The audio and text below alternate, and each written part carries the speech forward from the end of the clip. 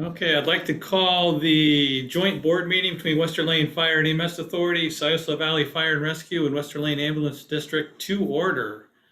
Would you please mute and join me in the Pledge of Allegiance?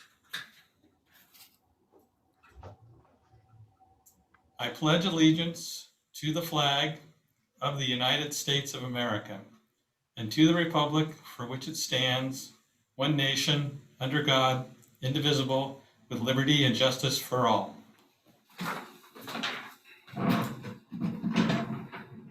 Thank you. Mary, can you do roll call, please? Yes, Scioto Valley Fire and Rescue, Director Green. Director Hickson. Here. Director Burns. Here. Director Polisi. Here. Director Spade. Here. Western Lane Ambulance, Director Russell. Here. Director Murphy. Here. Director Yesney. Here. Director Farnsworth. Here. Director Webb. Here. WLFEA, Director Polisi. Here. Director Russell. Here. Director Murphy. Here. Director Spade. Here. Okay, we have quorums, and Director Green did notify us he would not be attending tonight. So I'd like to go to public comment. I know RJ was signed up. Anybody else other than RJ, or just RJ? Just RJ tonight. Okay, let me share my timer here. Okay, RJ, you're up.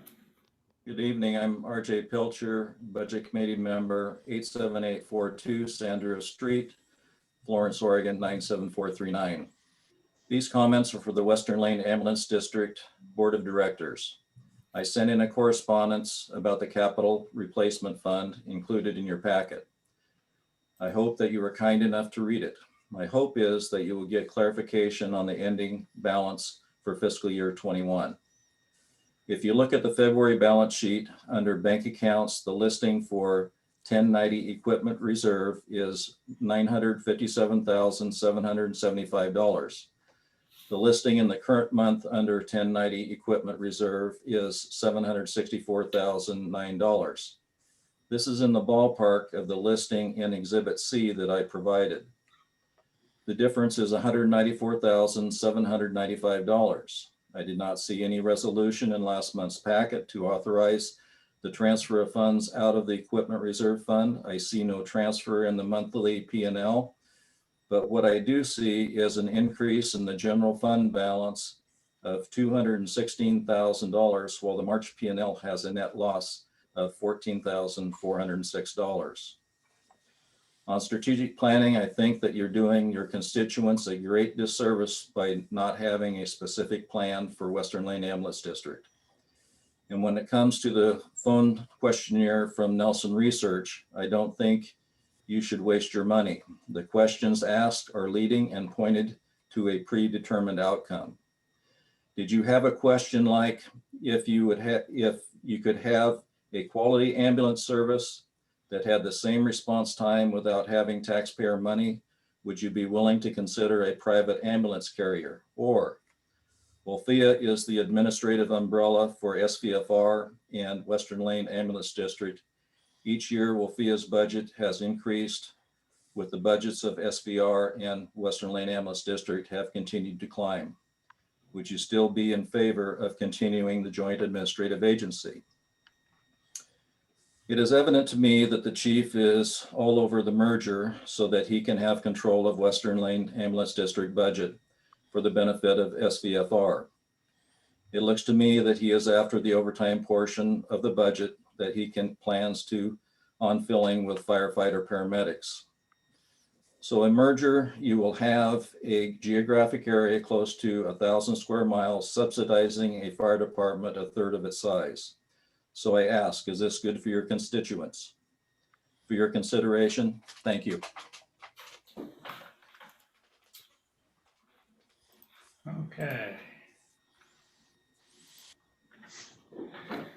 So move on to the consent agenda. Are there any changes to the consent agenda? Okay, we'll consider the consent agenda approved and we'll go on to. Chief, Question, yes. I wanted to look at the draft minutes on what I think is page 6, where we talked about the PERS fund. So And you're talking about the regular meeting on March 25th? let me just check. Yes, sir. Okay, yeah, we can bring that out. Okay, thank you.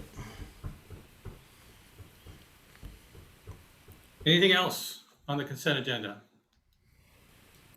Okay, we'll consider the meeting minutes from the WLFEA budget meeting on March 18th, staff reports, and one letter as correspondence as part of the consent agenda and approved. And now we'll go to the minutes of the regular meeting on March 25th. And you had a question, Director Farnsworth?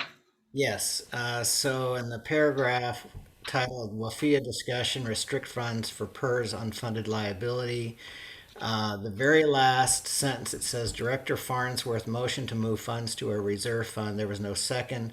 The motion was not taken to a vote. And then it states funds will stay in the general fund, but then it says for future expenditures. I think we were leaving it in the general fund for PERS. And I think the statement for future expenditures is more broad than the intent expressed in that meeting. Yeah, I think I remember it was reserved for future expenditures it was under the PERS unfunded liability line. So yeah, I agree. Okay. Well, if you can amend that, I'm happy with the minutes. How do you want it amended? I mean, what should it say other than what it says? I think what the chiefs just said was exactly what it should say.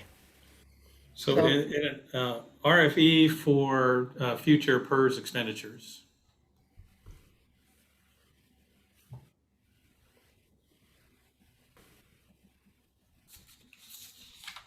Okay, Okay, so that's a Western Lane.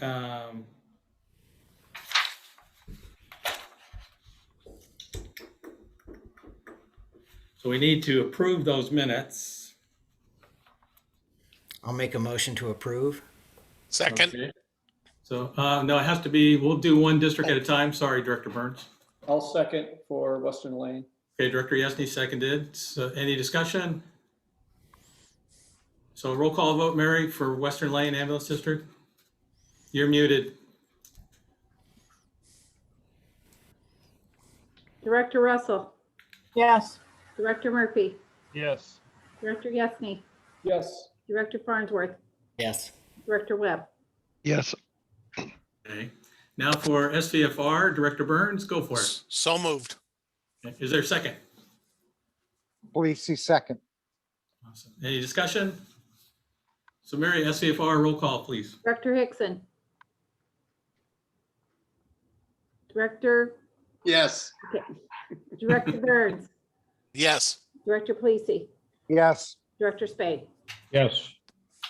And for WLFEA, can we have a motion and a second? Spade so moves. Second. Okay.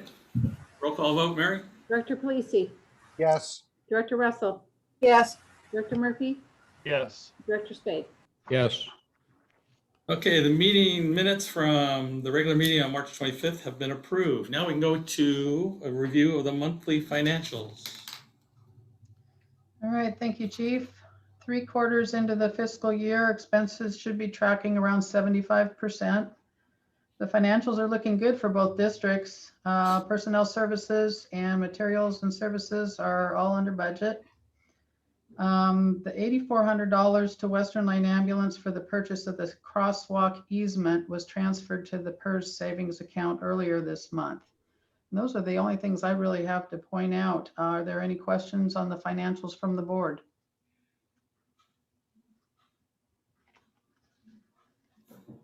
I don't see any.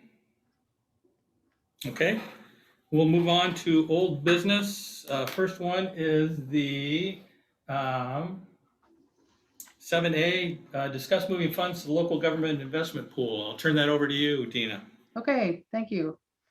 The agenda bill in your board packet gives answers to the questions that I received last month. Tina, I'm Yes. sorry. Do you want us to, if Mike and I need to abstain, should we park No. it? move into another room. Oh, yeah. Put us in purgatory. Yeah. I'm out. They're going to have a lot of fun in that other room. I know. Oh, yeah. Okay, just a second. Don't go anywhere. Okay, well, yes. Okay. Are you sure you guys are not out at Ocean Dunes? Yeah. That's what I we're gonna wish. talk about. Is this when we talk about them behind their back? Oh, they're still here. Never mind. Okay, they are in a different room and cannot hear us. Okay. All right, so I received some questions and I reached out to the LGIP, and so the agenda bill in your packet has answers to those questions. So I hope you had a chance to read them. I also received comments from Kathy Taylor and Mark Hausen, our auditor. And I asked Lori from OPB some questions, and she provided some information on collateralization and an insured cash sweep account system. Today I checked the LGIP rates and they are still at 0.6%. And with that, I will turn it over to the boards for discussion. Larry, your thoughts, please. Well, I think we're all better educated now. Thank you, staff, for getting those questions answered. That was very informative. And I think our initial impression is that these were two different animals, FDIC account versus something that is really an investment portfolio. You know, for my part, I think they're probably equally secure. I think that if you look at the way in which the state fund is managed, it's certainly not a risky profile for an investment account. It's pretty conservative. About as conservative as you would want to be as, say, a retiree who's trying to hold on to their nest egg. So it's, you know, it's 0.06 or 0.6, however you want to look at it, compared to 0.1. It's going to have a better rate of return. The other side of the equation is how the banks have cross capitalization on funds over 250,000. Well, this is way over 250,000, and the cross capitalization is nice. So, unless we're talking about an Armageddon scenario, we're probably not at greater risk with one fund over the other. So, I would say we go for the rate of return. You know, if it's no greater burden on staff to manage the funds in and out of your checking account as you need it, then we have to go with what's prudent for taxpayers. But I was concerned at the beginning because I didn't know how they were achieving those rates of return, in a similar account. Now we understand.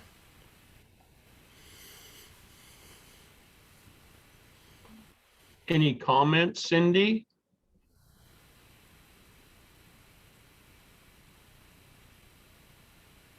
Not at this time.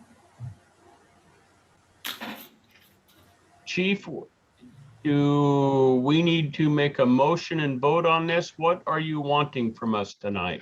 Yes, we would like, and also, I don't know, we don't have to move everything to LGIP. If you guys wanted to split it, you could do that. If you want to just move everything, we can do that. But yeah, we would like motions from each board to, so Ned, I don't know if you wanted to lead a discussion for SVFR. Yeah, I think we should at least allow folks to, if they have any thoughts on that. I kind of voiced mine the last time, but I'll reiterate them this time. But just want to check and see if Sam or Jim have anything that they'd like to add to that. Yeah, this is Director Spade. I feel the fiscal responsibility to go with the best way that we can go to secure our funds. And so I think that the going with the proposal, like Larry said, I agree completely with that. Jim? Well, I'm kind of old school. I would prefer to keep it where it currently is. I'm not a gambler. And when it comes down to taxpayer money, I mean, I did some checking myself and I don't know. I prefer to keep it where it's safe, and I'll leave it at that. Ellen? Get the biggest bang for your buck you can and put it all there. I'm very familiar with it. Well, I think as I said the last time when we had this discussion, I understand the concerns. I think thanks to Dina looking into some of the specifics that some of those questions that were answered and regarding, how risky it is. There really doesn't seem to be that much of a risk, if any more than, having the bank, but at the same time, we could make a lot more on our return in that investment. So I understand where Jim's coming from. And one of the things we talked about was it's sure nice to keep things local and support our institutions, but at the same time, because of our obligation, responsibility to taxpayers, I think if we have an opportunity to get more on the return, I would have to go with the LGI and that. Directors, if I can interject, in February, when we first proposed this, I had resolutions to be adopted. And so what I recommend for tonight is you to decide what amount from each district to put into the LGIP accounts. And I will revise the resolutions and bring those to the board for a vote at the May meeting. I think last time Dina helped us understand the last resolution, help us remember. Didn't you have a certain amount you were planning? Right. I believe like for SVFR, it looks like the resolution read that whereas the district currently holds all funds in a local bank and whereas the local government LGIP is at X amount, the resolution was to move 1.9 million for SVFR and about the same for Western Lane Ambulance. And to be honest, I forget, it wasn't all of the money. I think it was like 75% of the money. But that's up to the board. You guys can discuss however much you want. And, you could just do $1 million on each side if you wanted to. So what we'll do is, if it's approved by both boards, then we'll bring resolutions to the May meeting, and then we'll vote on it again. But we just need the boards to vote on directing staff to prepare those resolutions and bring those to the next meeting. Okay. So on the fire side, can I get a motion for Dina to work on something to bring together to at the next meeting regarding the Move that we put, Dina brings the resolution and the amount, I say $1 million into it. Okay. Is there a second? Spade seconds it. Discussion? I think 1 million is a good idea. Nice round number. We're not putting all our eggs in one basket, but it's certainly enough to get a good return on that investment and still support at least some of it locally. Okay. Any further discussion? Mary, could you do a roll call vote for SVFR? Yes. Director Hickson, Yes. Director Burns, Yes. Director Polisi, Yes. Director Spade. Yes. Okay, we'll bring a resolution next month. Now for Western Lane Ambulance District, same question. If you want to specify amount in your motion, that would be okay. What's the total amount available that you were anticipating, Dina? Well, the original resolution said 1.953 million.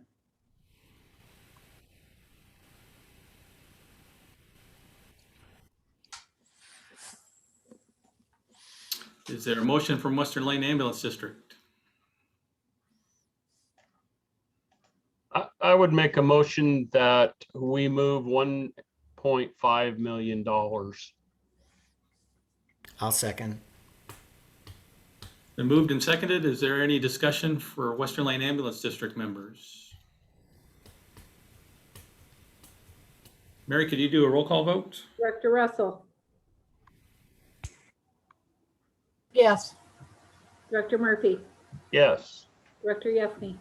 Oh, he's not in. Director Farnsworth, Yes. that's it. That brings up a good question. I mean, do they have to be present for the vote? I mean, and then recuse themselves? We have a quorum with the three of us. Yeah, we're good. We can tell Well, them. Open the meeting. We have to vote again next week, so, Yeah. or next month. So, okay, so both motions passes. We'll bring resolutions next month. And they've been invited to join us. They may not want to. They're probably having a good time.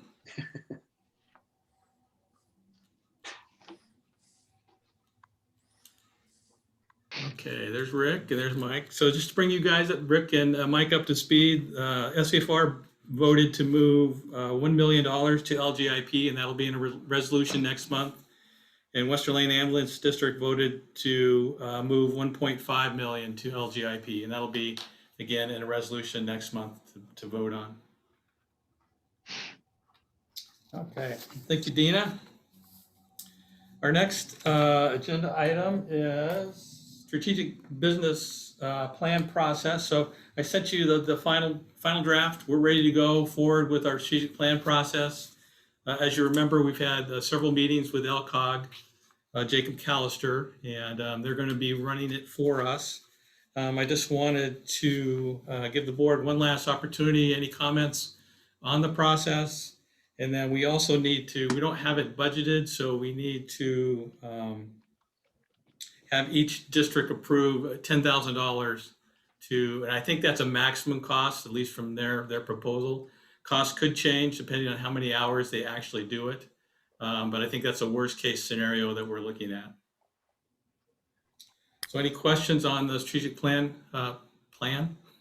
Yeah, I have a few questions. I'm confused. I thought we were doing a Western Lane Ambulance District strategic plan and an SVFR strategic plan. And it looks like we've dropped both of those in favor of a predetermined, pre-imagined merger. This looks just like a WLFEA strategic plan. I And know it was presented, and it should, I think it does state that it's under the WLFEA umbrella, but there will be objectives and goals that are specific to Western Lane Ambulance District and SVFR, since they're separate districts. But are you going to publish a strategic plan unique to both agencies? I mean, unique to each. In other I words, think it'll have sections that are unique. I don't know that we're going to have 3 different documents. I think it'll be one document, but it'll have sections that pertain, and I don't know exactly how it looks, but this is how I'm supposing it'll look, that'll pertain specifically to each district. well, I think that's presumptuous on its face, because at the beginning of this process, we were going to identify board members who were going to work on this with no bias. And this document looks full of bias. It looks like a foregone conclusion. And throughout the document, it's all about WLFEA, and then any necessary nuance between Western Lane and SVFR. That's far apart from the goal of having a strategic plan separate to each agency.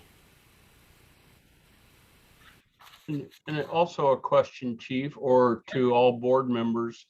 Do we know, has the feasibility study by the committee that was appointed, have they done anything? Do we have any traction or results from them? Because like Larry says, initially, we were going to have 2 separate documents, at least for the ambulance district and the fire department.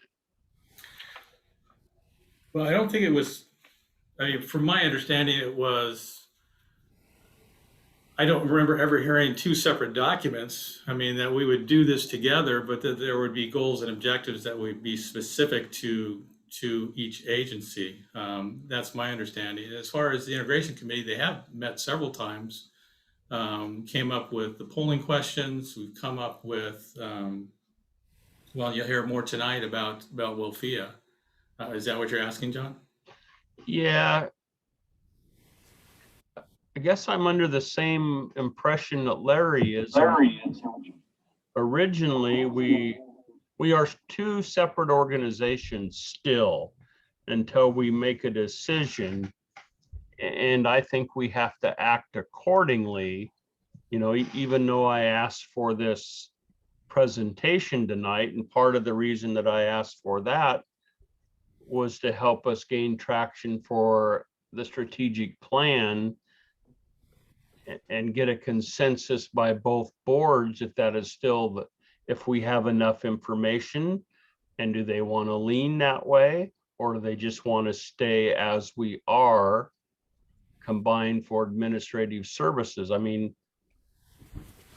I think we're a little ahead of ourselves if we're thinking we're going to do one document until we get everything else sorted out for our benefit and the public perception of what we're trying to accomplish.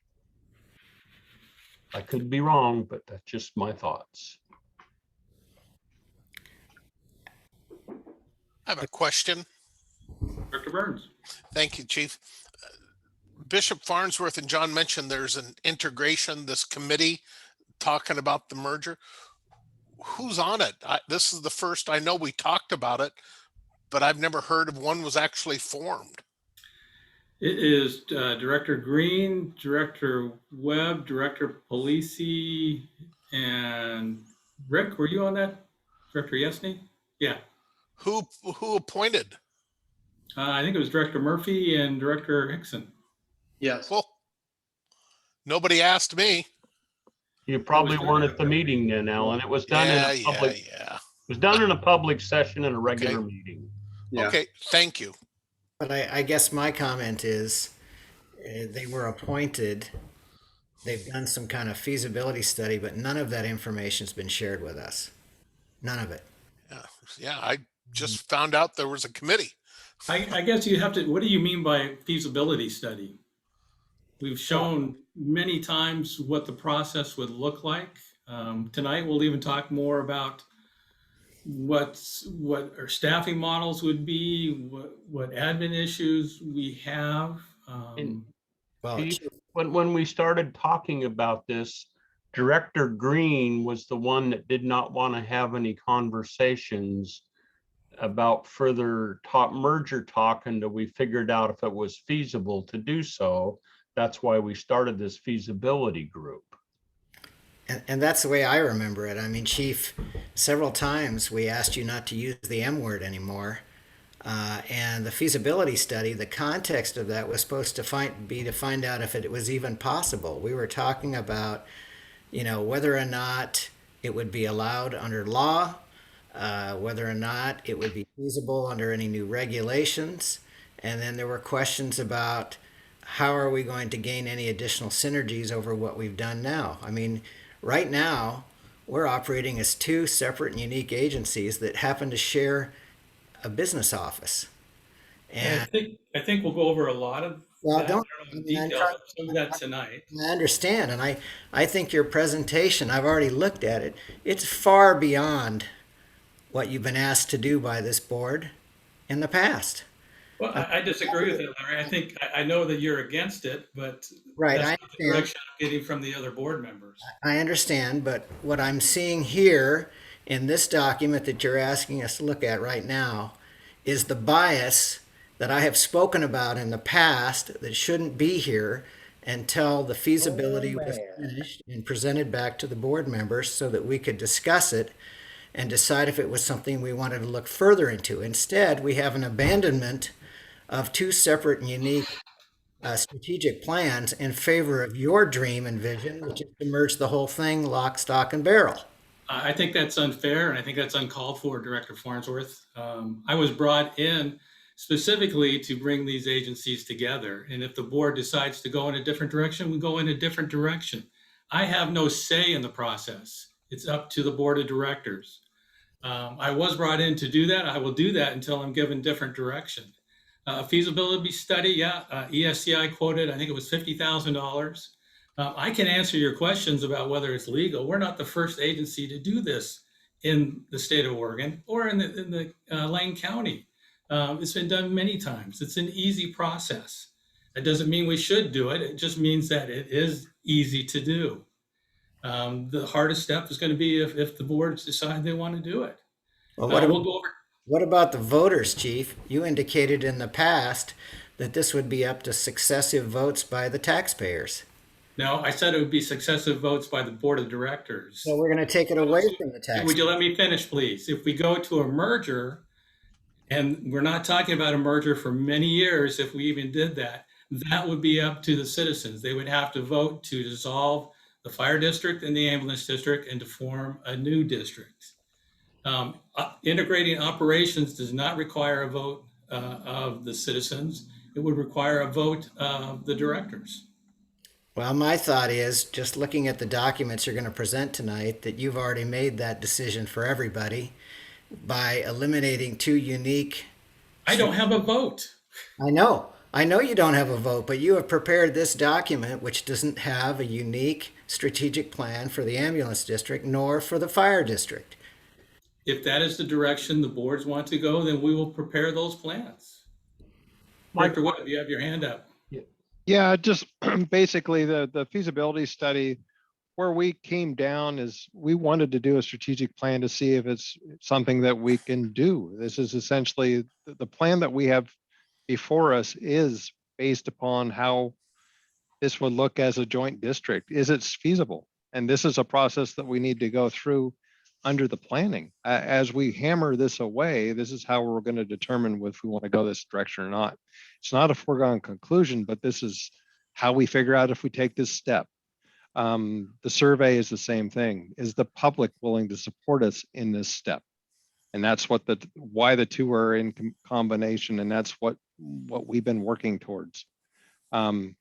If it comes down in planning that this is not something that we want to do, then the different direction or a change in direction is where we're going to go. But this is how we get to this point to make this final decision, or at least a solid decision as to how we evolve into the future to better help the people of the district. And that's what the process has been all about. Jim, you have your hand up. Yeah, I still don't know why my face isn't showing up, but feasibility studies are important to see which direction is best, for providing services. I think that expanding shared services and combining efforts is really important given what, the current state of what's going on in this world. If we can provide a better service by getting everybody on board, and Chief, I read your document. I saw it. I'm 100% on board with NFPA standard 1710. Oh my God. We fall very It's short. still on. And when that does occur, I know that it's baby steps to get to, the big bridge, we'll call it.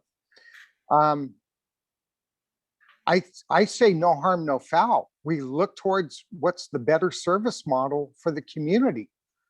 And we make an attempt to see if it is a good move. I think sharing those services, you get, more bang for your buck. And I've said this before and I'll say it again. Nobody wants to hear you cost too much and you don't turn a profit. This isn't about privatization or profit building. This is about emergency services. And I'll leave it at that.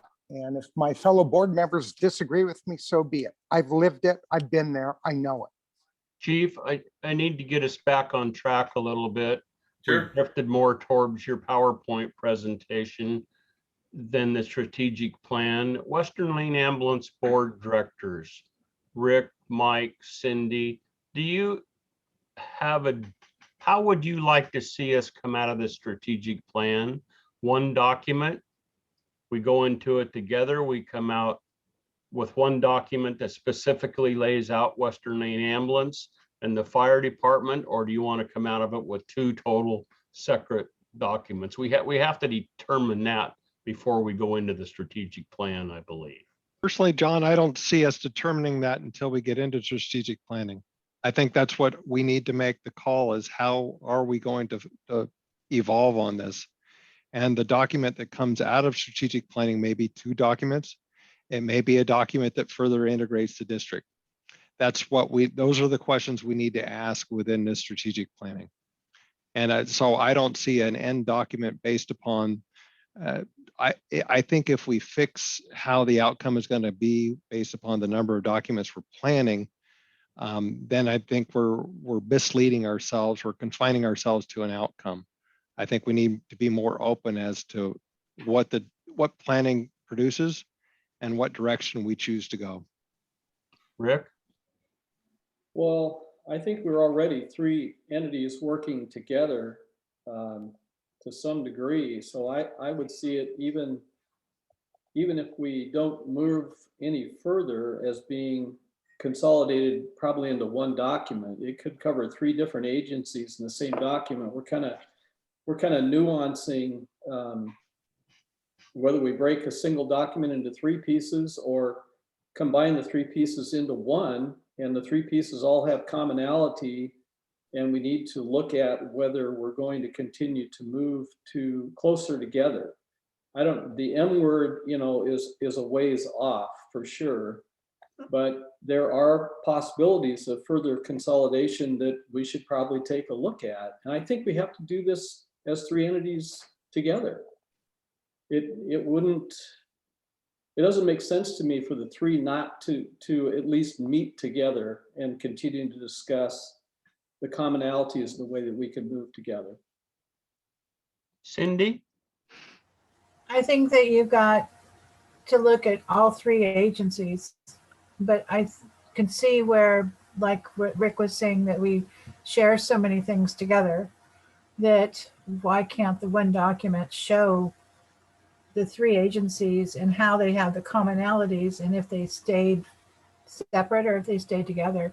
Because that's my big questions are, what will it look like if we do go together? What will it look like if we stay separate? And what will it look like if we stay the way we are? And so those are the questions I want answered from strategic planning and what the taxpayers want to see happen with what they're investing in. Chief, so I'm going to say it sounds like to me the consensus of Western Lane Ambulance Board is we go into the meeting doing a strategic plan, and during that meeting we'll see how we come out with 1 document, 3 documents, or whatever will be determined in that meeting. I'm sorry, Joe, what meeting are you talking about? The strategic planning meeting, when we go into that meeting, You mean during that, to review the strategic plan, or? what you got on here, we're going to go and do strategic planning with LCOG. This is to start the process and to approve an appropriation to pay for it. Yes. But to get to Mr. Farnsworth's question where he says we ought to have 3 different documents, I got the consensus from Western Lane Ambulance District Board. We'll vote on approving a strategic plan process. We don't know yet if we're going to come out of that with 1 document, 2 documents, 3 documents, or what. That will be determined in the process. Exactly. So do you want to vote from Western Lane Ambulance? We will. Director Hickson, though, did you have something? Yeah, and that's fine if John wants to go ahead and vote. I want to have some discussion on the Syosset Valley Fire side, but go ahead, John. I was just going to let us vote and get out of the way of the fire department and let them proceed with theirs.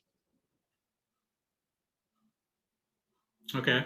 So Mike, would you like to make a motion or someone? So I'll make a motion to approve the authorization for what are the additional funds, Chief? $10,000 per district. For $10,000 for strategic planning. And I will second it. Cindy Russell. Mary, could we have a roll call vote, please? We have discussion. Oh, sorry, Larry. Yes, discussion. I want to make it clear that I really do support the strategic planning process. I'm disappointed on 2 counts. One, I've already stated that I believe the way this is written, it's a foregone conclusion that this will be a WLFEA document, and to use the chief's language, distinguishing any necessary nuance between Western Lane Ambulance District and SVFR, that's a far cry from having a unique and dedicated strategic plan for each agency. So while I support the idea of strategic planning, I can't support this proposal. And I'm disappointed on my second point that we appointed a feasibility committee and never heard back from them before we got to this point. And I truly understand your disappointment, Larry. But remember though, when we get into this process, Western Lane Ambulance Board of Directors is going to vote before anything is approved on the strategic plan, on the final outcome. We will vote on that. Sure. Okay, Mary. Director Russell, Yes. Director Murphy, Yes. Director Yesting, Yes. Director Farnsworth, No. and Director Webb. Yes. Okay, Ned? Okay. First, I just have to say I'm a little surprised by the tone that I seem to be getting, that we're all shocked that we're talking about further consolidation of our services. I mean, this is something that we began working towards before Chief Schick even came here. We hired an interim chief to begin that process, you know, before the chief even got here. So to be at this point saying, well, I don't know if we should be talking about, you know, continuing this consolidation of resources, you know, again, we're not those are not, it's not the same thing as a merger. Merger is a completely different thing. This is talking about looking into the road that we already have been set upon, that we asked the chief to continue setting upon, in a process that began before the chief even got here, to talk about how do we consolidate our services. So to me, this strategic plan, yes, we see WLFEA a lot, but WLFEA has been the middleman between the two agencies. So to me, I don't understand why. I understand that it may seem like by taking this approach, we're sort of buying into the idea that Western Lane Ambulance is going to be Western Lane Ambulance, and we're cutting off all opportunity to bring in a private service. I get that. But this, whatever we come up with, this is going to be a strategic plan that we will all have to vote on as an ambulance district and as a fire district. So I guess I just want to remind everyone that this is not the final plan. This is an exculpatory look into what further consolidation would look like. Whatever we get from this strategic planning, we can dissect ourselves and decide whether or not it's going to work, what components of it are going to work, and we'll vote on together what the final product is going to look like. And, you know, the feasibility study committee, I'm assuming that they'll be continuing their work through this process. Is that right, Chief? Yes. So they'll be continuing to bring, you know, as we get more information, they should be bringing information for us as well. So they're going to be looking at two parallel looks at this process as it's going along, you know. And as Rick said earlier, the M word, the merger word, that's a way down the road. And this is not even close to making that decision. So I just, I'm a little, what's the word? Ticked off. Well, not ticked off, but perplexed at the feeling that this has all just been suddenly brought upon us and we didn't see it coming. Well, the biggest thing, if I may, Ned, when I took my office, I wasn't obligating to do what everything was in the past. Yeah. So you can't put that on my shoulders. Yeah. And I didn't know about this. I knew that 2 meetings ago, we brought up the fact about getting together, all of us, to talk about the M word, but I haven't heard anything from you or anybody. About anything. Well, and you're president. Well, I mean, if you're at all the meetings, you should know what's going on. That's the thing. But still, you guys talk type of thing. So my question is to you, I brought up 2 meetings ago about us all getting together as the entities, maybe even public or even this, but I haven't heard anything from anybody. I don't know if you're talking about what John brought up the last meeting, but that's a lot of my presentation is what possibly it could look like. I guess the biggest thing is, and to everybody, I don't feel shorted, but I am very, very cautious that we can get this ball moving so far forward that it can never come backwards. And I do talk about the timeline. I mean, it's completely reversible until the citizens vote. I totally agree with that. But on the other hand, too, Chief, it can be a big, deep hole, too. That somebody, you're going to have to pull the trigger sometime. And maybe for me, I just got totally caught off guard. Alan, let me point out, I wasn't trying to lay this all on your shoulders. I mean, it was on both sides, the fire side and the ambulance side. I was a little taken aback by what appeared to be a surprise that we were talking about further consolidation as part of our strategic planning, considering how long we've been working towards this. Again, not towards a merger specifically, but how do we keep utilizing our operations more efficiently by combining our services, by combining what we're able to do, by providing more service, by having more people trained to do more things. And I look at what could come out of this project, and it's kind of exciting to think about. You have the fire department, the ambulance district, WLFEA, but then I think nobody's really thought maybe a 4th chapter of this document that talks about what the group brings together, because obviously in this group, not all board members are going to be on it. Well, I mean, I would think that those things will come out as we explore the strategic planning part and just, what efficiencies we hope to see by furthering what we're already doing. And I think this conversation that we're all having tonight is good because it kind of voices our concerns and everybody can kind of be aware of other people. Oh, Ned. Yeah. And I understand everybody's concerns. I get it. Everybody wants to proceed cautiously. I got that. But I think until we really get into the rub of this thing, we're really not going to be able to make a decision as to whether or not we want to continue consolidating more of our services, or whether we feel like we're at a good place where we just need to keep it where it is right now, or do we need to back off a little bit? We're not going to know that until we look at what the big picture is going to look like. Yeah, fair. Ned, Sam, I agreed with what you're saying, Ned, and I think that it's important that as we move forward here, that we keep an eye on the fact that it's not something that's just totally the only way we can go. We still have options.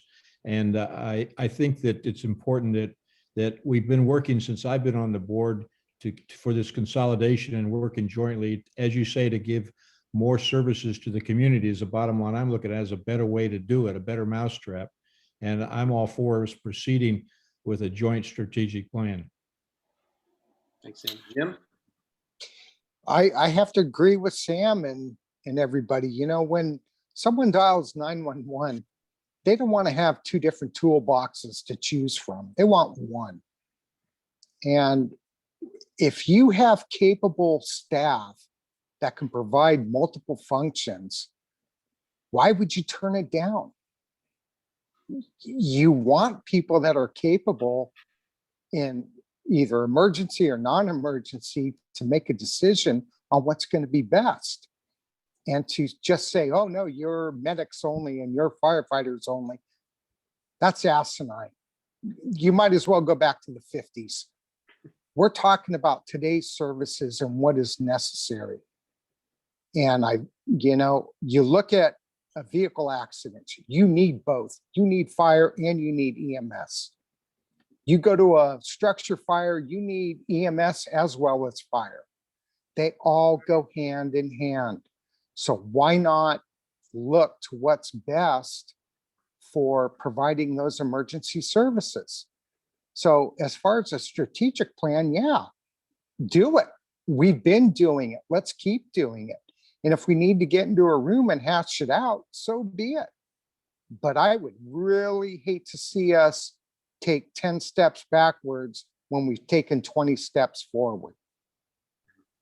Don't stop. Emergency services can never be replaced. And, whether it's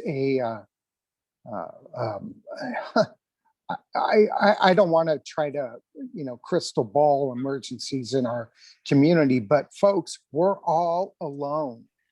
We don't have any other support. And I'm going to come out and say it. I don't want a privatization for anything along our coast. I want professional service, period. Enough. Okay, so with that being said, could we get a motion to authorize the $10,000 for the strategic planning expenditure? So moved. Second by Spade.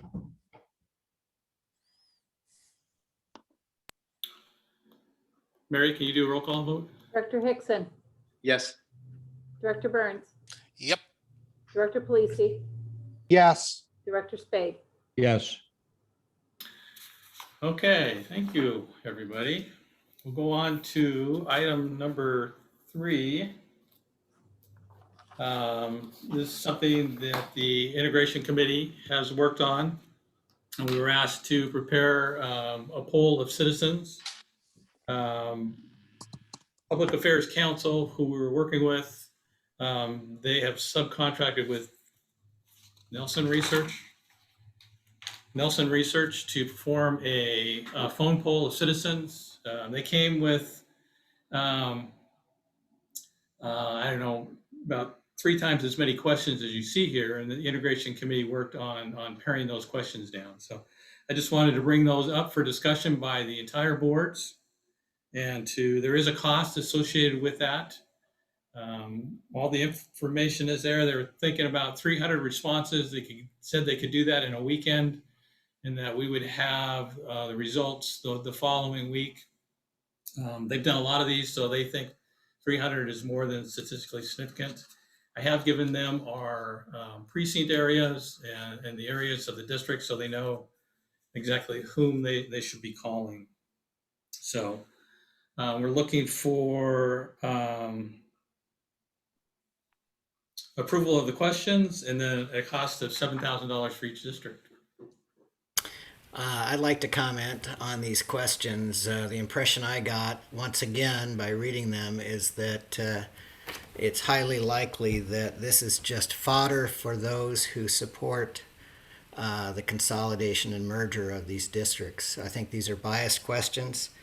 They're questions like, if you knew it was going to rain outside, would you want to wear a jacket?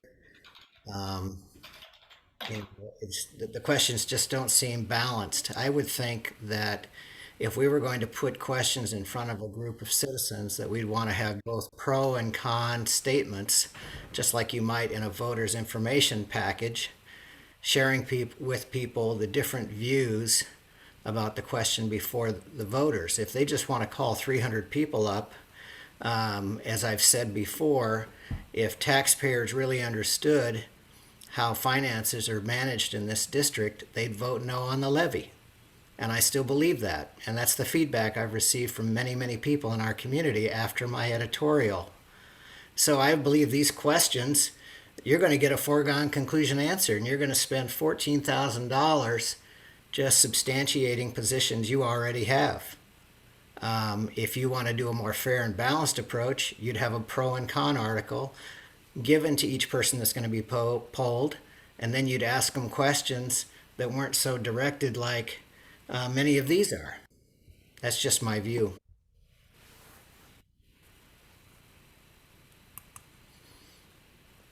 John, you want to handle the motion and discussion for Western Lane?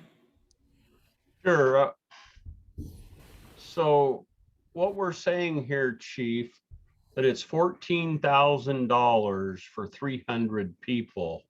That's about $47 a person.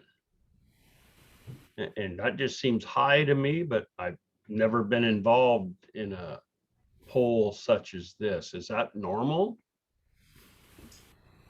I don't have a lot of experience in phone polls. I believe Public Affairs Council would not mislead us.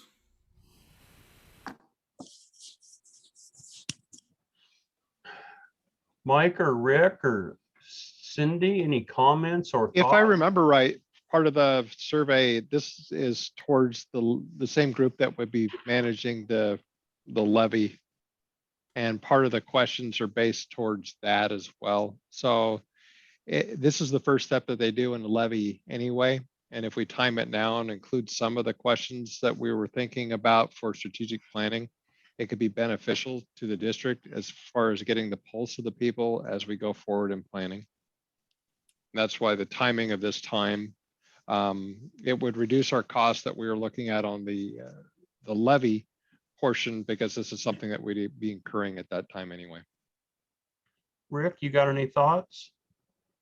Well, I was trying to, I know they were, if I recall, they were trying to limit the questions to something that could be covered in about 10 minutes. So that's what we're asking of people to comment. So 300 people, you know, you're looking at 50 hours of time just in the surveying itself, let alone putting together the report, time between calls. You know, some of them are going to run over.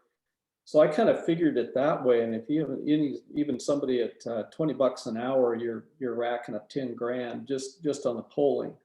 So it didn't seem out of line to me. When you add in the cost of putting together the reports and the time that's been put in proposing questions and going through everything. From that angle, I was listening earlier on. I guess I would kind of, you know, discuss with the boards what they would think about, you know, we talked about merger being something down the road, but this document does talk directly about merger quite a bit. And, you know, I listened to and wrote down Director Spade talked about having options going forward and consolidation or further consolidation. You know, I'm wondering if merger's too early to put out in a document like this after listening to everybody, and maybe we should talk more about what people would think about further consolidating services. Because if we're 3 years down the road on merger, or does the board think that we just ought to go there and start talking about ultimately a merger and see where the public's at on that? Personally, that was the take that I had on it, Rick, that we wanted to get down and dirty with that question to make sure it's something that the public wanted us to move towards, at least as far as our discussions. And Chief can correct me, but that's what I thought we were talking about with the question agency. Correct. I wanted to mention that, like, right before question 6, it says Western Lane Ambulance District and Saisla Valley Fire and Rescue are currently considering a proposal to merge. Where is that proposal? What is that proposal? I've not seen any proposal. So how can you ask the public a question about a proposal that doesn't even exist?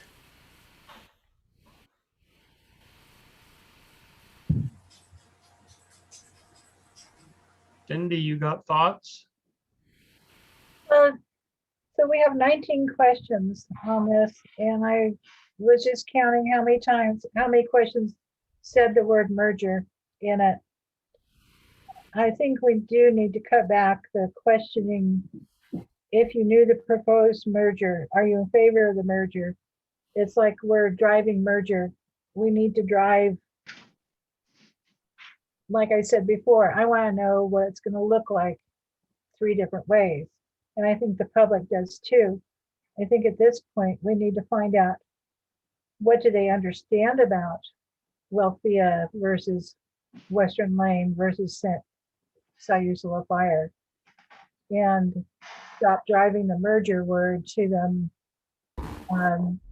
Maybe have the strategic committee that has been looking at this, the two different boards, relook at these questions with the knowledge that we want to get more broad, broad but specific information, but not specific information on the merger itself. Of where does the public want to see us? And I have a question. It says here that our integration committee developed these questions. Did we do that, or did they have help from the polling company or the chief? How did these questions actually come about?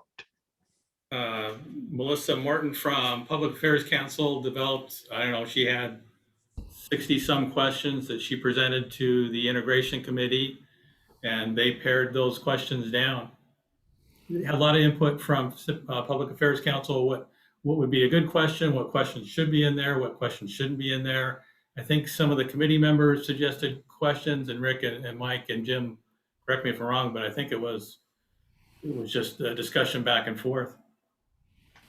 And in my mind, the reason that we had a lot of merger questions, or a lot were in there, is politically, historically, that has been the hardest thing for our districts to consider or talk about.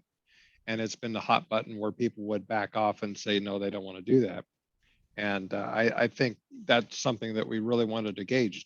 Does the public want to go there? We want a feasibility study. We want to see if the public is actually interested in us pursuing something that might lead this direction.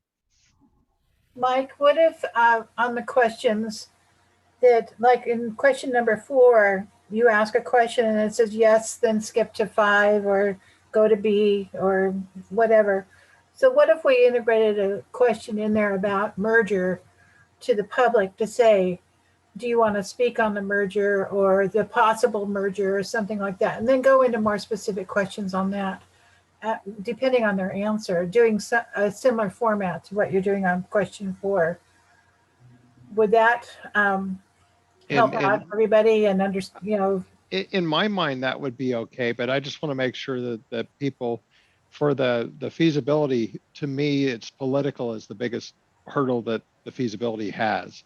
And Right. if the people of the district are not interested in merging, then we need to consider something. We need to consider that hard. That's why I want that question out there. And I think that's what the committee was after. I don't disagree with the way you're talking about asking it. And maybe if we scale back a couple of questions, I'm all okay with that. We had 60 questions to choose from, so we could go back and add or subtract a couple different questions. But I want to make sure that that was at the forefront, just so we can at least see if there's any interest in it. If the people come back and flat out don't want it, I think that's something that we're going to have to address. If they come back, as most people probably will, saying, I already thought you guys were one and the same, then we're going to get back to the question of why aren't we? So these are some questions that they've stopped us in the past. Every time we've got there, the political nature of the district has stopped us. And we wanted to make sure also that the Upriver Committee, when they were asked questions, or Upriver Group, when they were asked questions, understood that nothing would happen to their district too. Well, I would I just, think that with the questions they are now, without having that option for the interviewer to go branch off in a different direction. So if you called me and I said, no, I do not want the merger at all, and then you go on and you ask me 6 more questions about the merger, I'm going to get a real opinion. What do you think about that, Chief? Chief, do you think we could ask them to come up with an if then response? Absolutely. I mean, they work for us, so I think. Cindy, I think that makes sense. and I agree with Cindy too. I just think that if you're going to be asking this kind of question of the public, you should be publishing for and against arguments in the newspaper, and there should be more publicity and more information sharing with the public, because You're asking them a question in a black void where they don't have any information. It's either like Mike says, they assume we've already done it, or they don't know what the pros and cons of that question really are. And I'm gonna make a recommendation, and fellow Western Lane board members, correct me if I've interpreted this wrong. Listening to this conversation, I believe that at least 3 board members, the majority of our 5-person board, are not totally comfortable with the questions on this survey. My recommend would be that Western Lane Board of Directors have a work session. We go over these questions and we wordsmith them appropriately for what the 5 of us want to have asked. So Well, moved. how is that gonna meet with, I mean, do you want SVFR directors too? I mean, this is a joint poll. They can't just be biased to one side. I can't speak for them, Chief. We'll have to ask them that question. I was just going by the conversations I heard by the Western Lane Ambulance Board and their comments. And it's perfect, I mean, Western Lane Ambulance District can certainly have their own phone poll. That's not the question, but if the districts are gonna split it, then I think it has to be equal representation like we had on the integration committee. Well,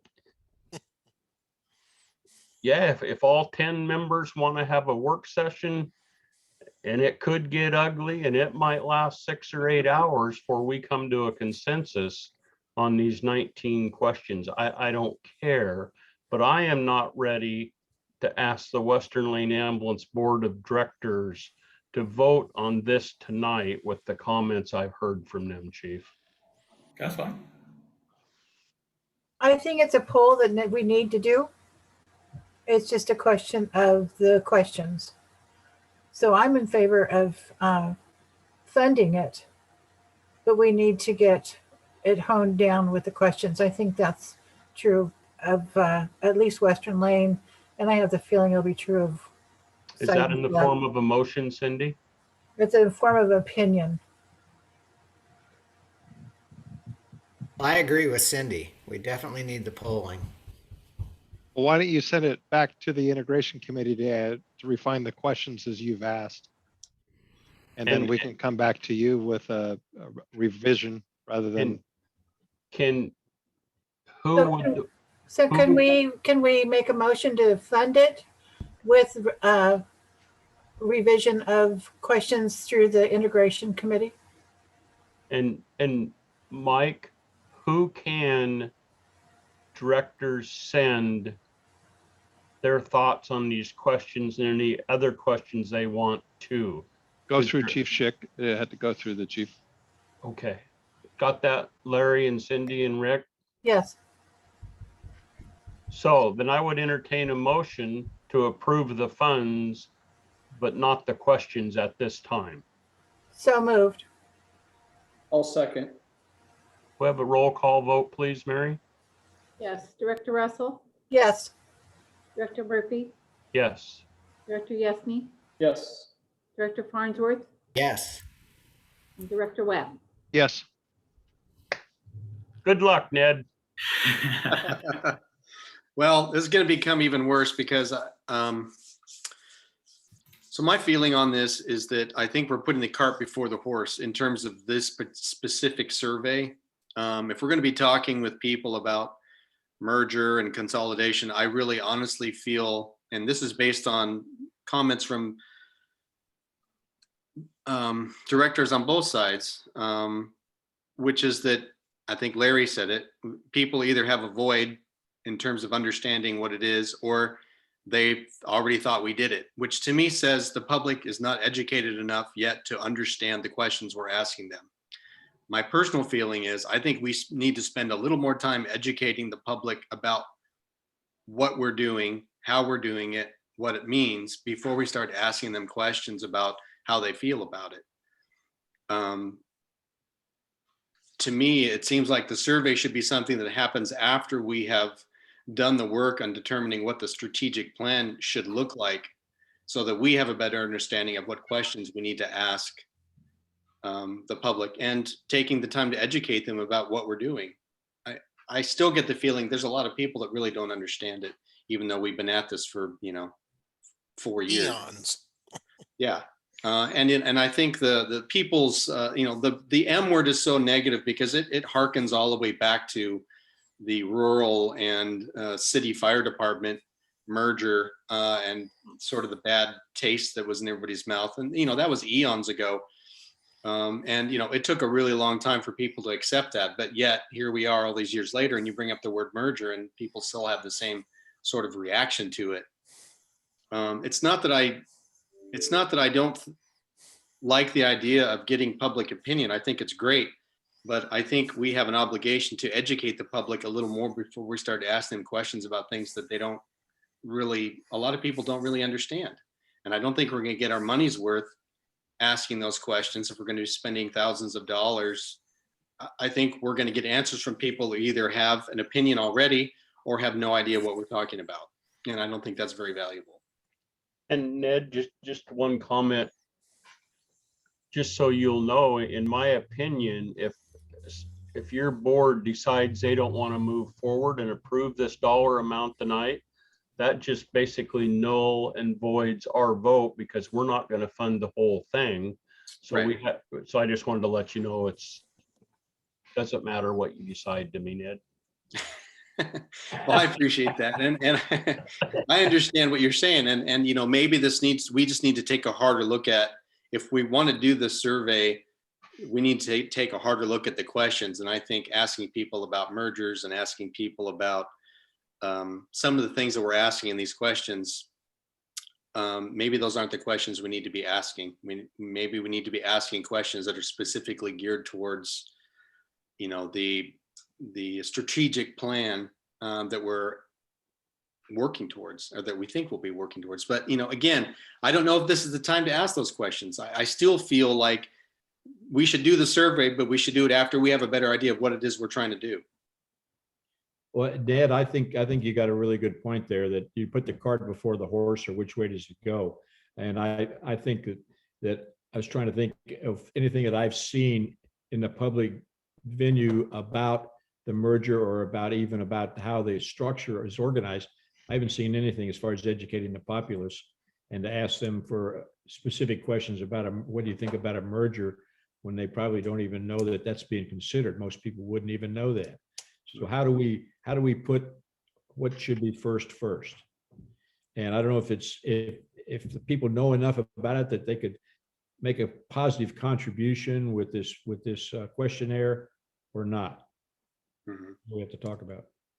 Yeah, I think it's sort of it's incumbent upon us to roll our sleeves and do the work on what the strategic plan is going to look like, so that we all understand what we're working towards, and then we can ask questions that are geared towards what we think, based on our strategic planning, is the way to go, and be able to answer questions when people have them.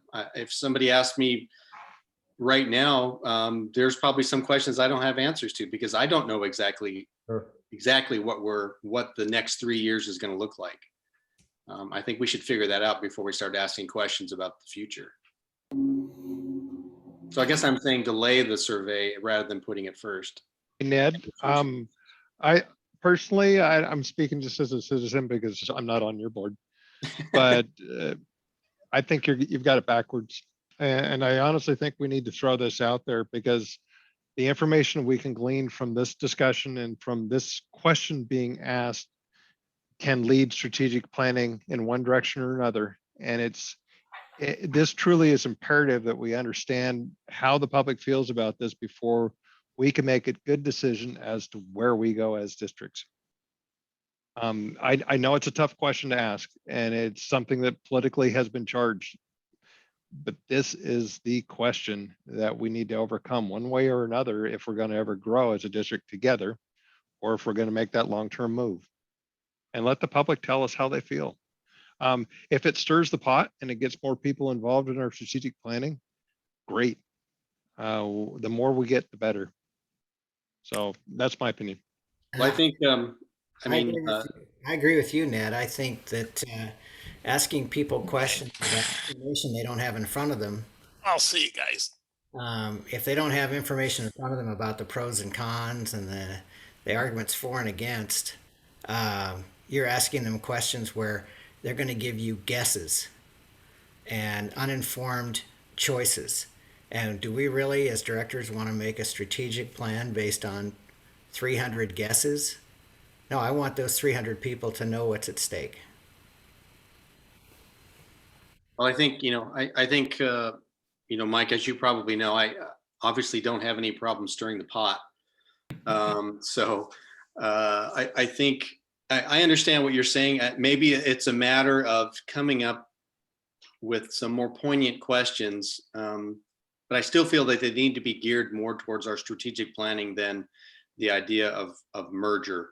Because Do you want to table your question or your vote on this until we come up with more questions or refined questions?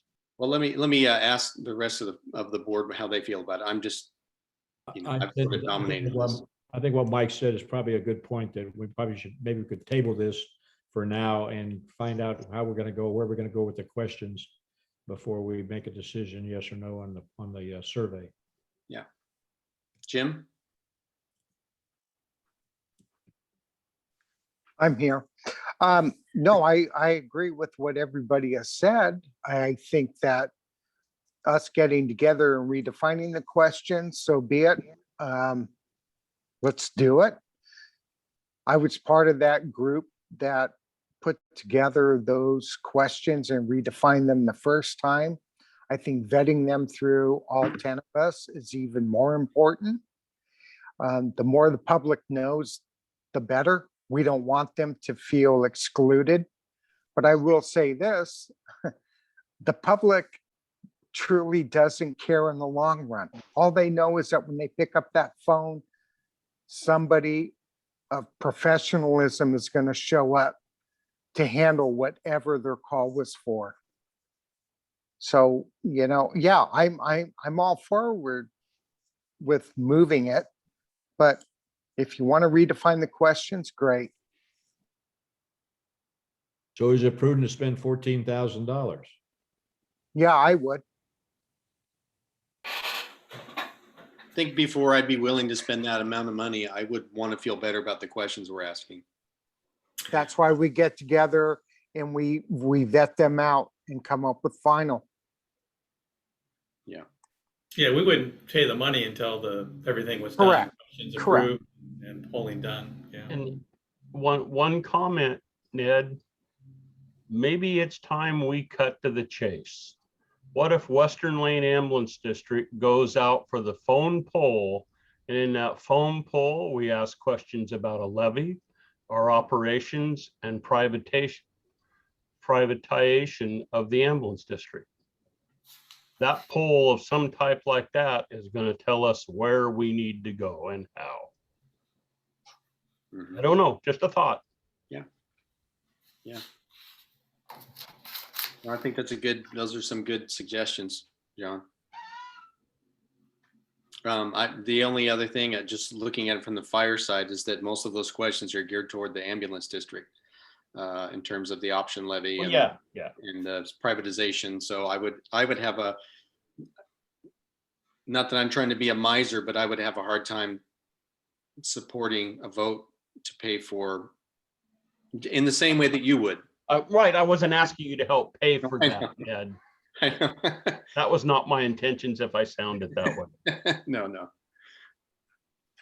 I mean, I'm just sitting here thinking, we go through this conversation once every couple months, and we're just not moving forward, or we're not moving backwards. We're just at a status quo. We just need to figure out a way to figure out what we're going to do. And I don't know what to do. It's wearing me out. So, Chief, do we need to take an official vote on tabling the? No, it would just die for lack of a motion. Okay. I think we've got a direction that we will Let me see if I understand. We'll reconvene the committee to talk with Public Affairs Council, getting more questions, get a broader depth of questions, and then we'll bring those back to the board. And board members, please email the chief with thoughts, concerns, changes to these questions, please.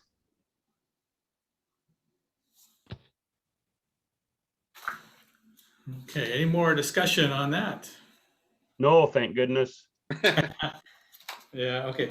So if that would be okay with the board, I'd like to move, so we're going to new business, but I'd like to move number 8A to after D. And I think that'll be the most discussion, and I'd like to get these other items out of the way. I think they're quicker. Okay. And, Yep. if that's okay. Yep. So we'll go to 8B, the Family First Sick Leave Act. Dina, you're up. Okay. So the Families First Coronavirus Response Act started in April of 2020, and it went to the end of December to provide 80 hours of sick leave to all employees if they could not work due to 6 qualifying COVID-19 reasons, which are listed in your packet. The leave was extended to March of this year. Eligible employers were to be reimbursed a payroll tax credit. We found out that government employers are not eligible for the credit, so we will have to pay the credits back.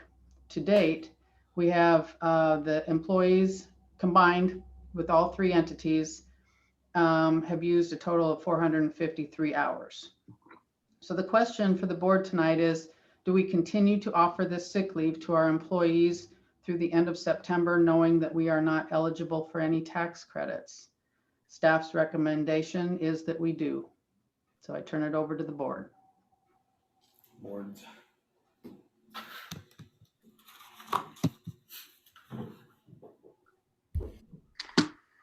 So essentially, it's just 80 extra hours of sick leave for COVID-related illness, either family members or themselves. Is that 80 hours per FTE, Chief? Yes. That include the part-timers or just the FTEs? Part-time as well.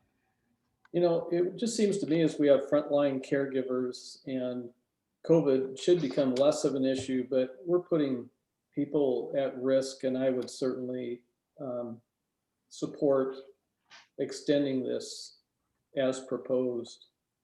Yeah, the majority of our people are completely vaccinated, but this also covers for family members that are ill or things like that. So how does this fit in with our budget, Chief? Can you help us walk through that? This would be, so it would be, and Dina told you, or I think it's listed how much has been used to date, so it's not a big impact on the budget. It would be additional sick leave hours. It's hard to predict because sometimes we don't, if somebody's out sick, we don't have to fill that position depending on how many people we have on. So I think it's a minor impact to the budget. Have we got a sunset date on this? September 30. Director Polisi, you have your hand up? Yeah, I say it's a no-brainer. Why would you not protect the family? You know, the spouse is working for the organization. You got to give it to them. And they're still eligible, you know, I agree with you, but they're still eligible. They still have their sick leave that they can use, but yeah, no, this is. Nobody knows, no one knows the long-term effects of COVID. And to say that, oh, it's only a one-time deal is wrong. I would say that since it sunsets in September, that I would make a motion to approve. December, Larry.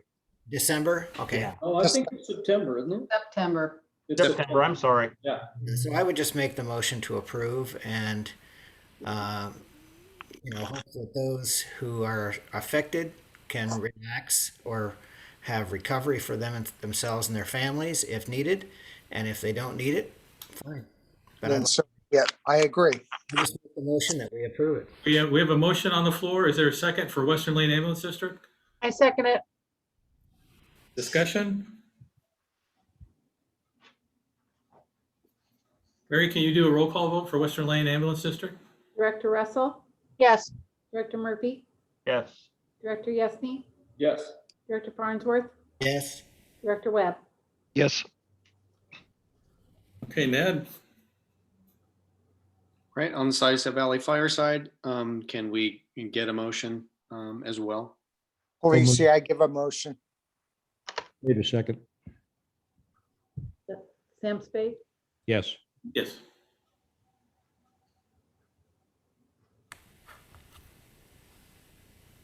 Can you do a roll call vote, Mary?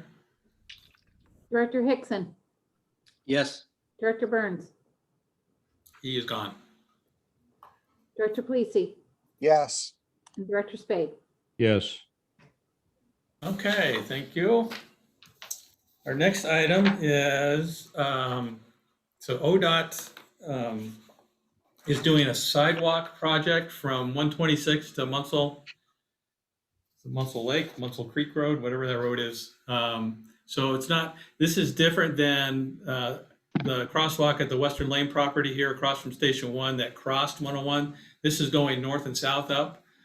So this applies to both agencies, both Western Lane and to SVFR. So for Western Lane, they are just, really they're paying us for a little bit. They're taking out 3 bushes on the Western Lane corner, that corner there. And then they are adding some extra funding because they're using some of that area as a work area. So it comes down to $750 for Western Lane. It doesn't take any of the property. It's expanding that crosswalk. And then for SVFR, they have to redo that brick retaining wall. So it's a little bit more that they're offering. They will replace the wall. They'll return it to original condition. The sign will not be affected. There are a lot more bushes they have to remove. They don't replace the bushes, but they are part of the offer is to have that done. They also added in some funding for repair of the sprinkler system. There's a sprinkler system that goes right through there. So that's why it's so much different between the agencies. So it's $8,900 for SVFR. And what we need for the boards to do is to approve the compensation offers from ODOT. So moved. Second. So that was Farnsworth and Webb, correct? No, I think it's Spade, but I'll second. Okay. Yeah, He's just jumping. Western Lane. Okay. Okay. Any discussion? Okay, Mary, roll call vote? I'm sorry, when it talks about a permanent, I'm just curious. I think it talks about there's part of it was permanent 15 feet or so. Are they doing curb cuts for? They're expanding, they're expanding the side, the corner a little bit. So that's where that permanent easement, the temporary easement is just, they have to stand on our property when they're doing that work. Okay. Yeah, it sounds like an improvement actually, so. I'm sure it'll be a nicer crosswalk. To get paid for an improvement's nice. Yeah, Okay, thank you. sure. So Mary, roll call vote? Director Russell, Yes. Director Murphy, Yes. Director Yesney, Yes, Director Farnsworth, Yes. Director Webb. Yes. Okay. For SVFR, Chief, just a quick question, and I think we Sure. already talked about this, but just so that's out there. I'm assuming that these changes are not going to have any impact on our leaving and returning of apparatus to the bays and. no, it'll only impact the parking lot here right by 101.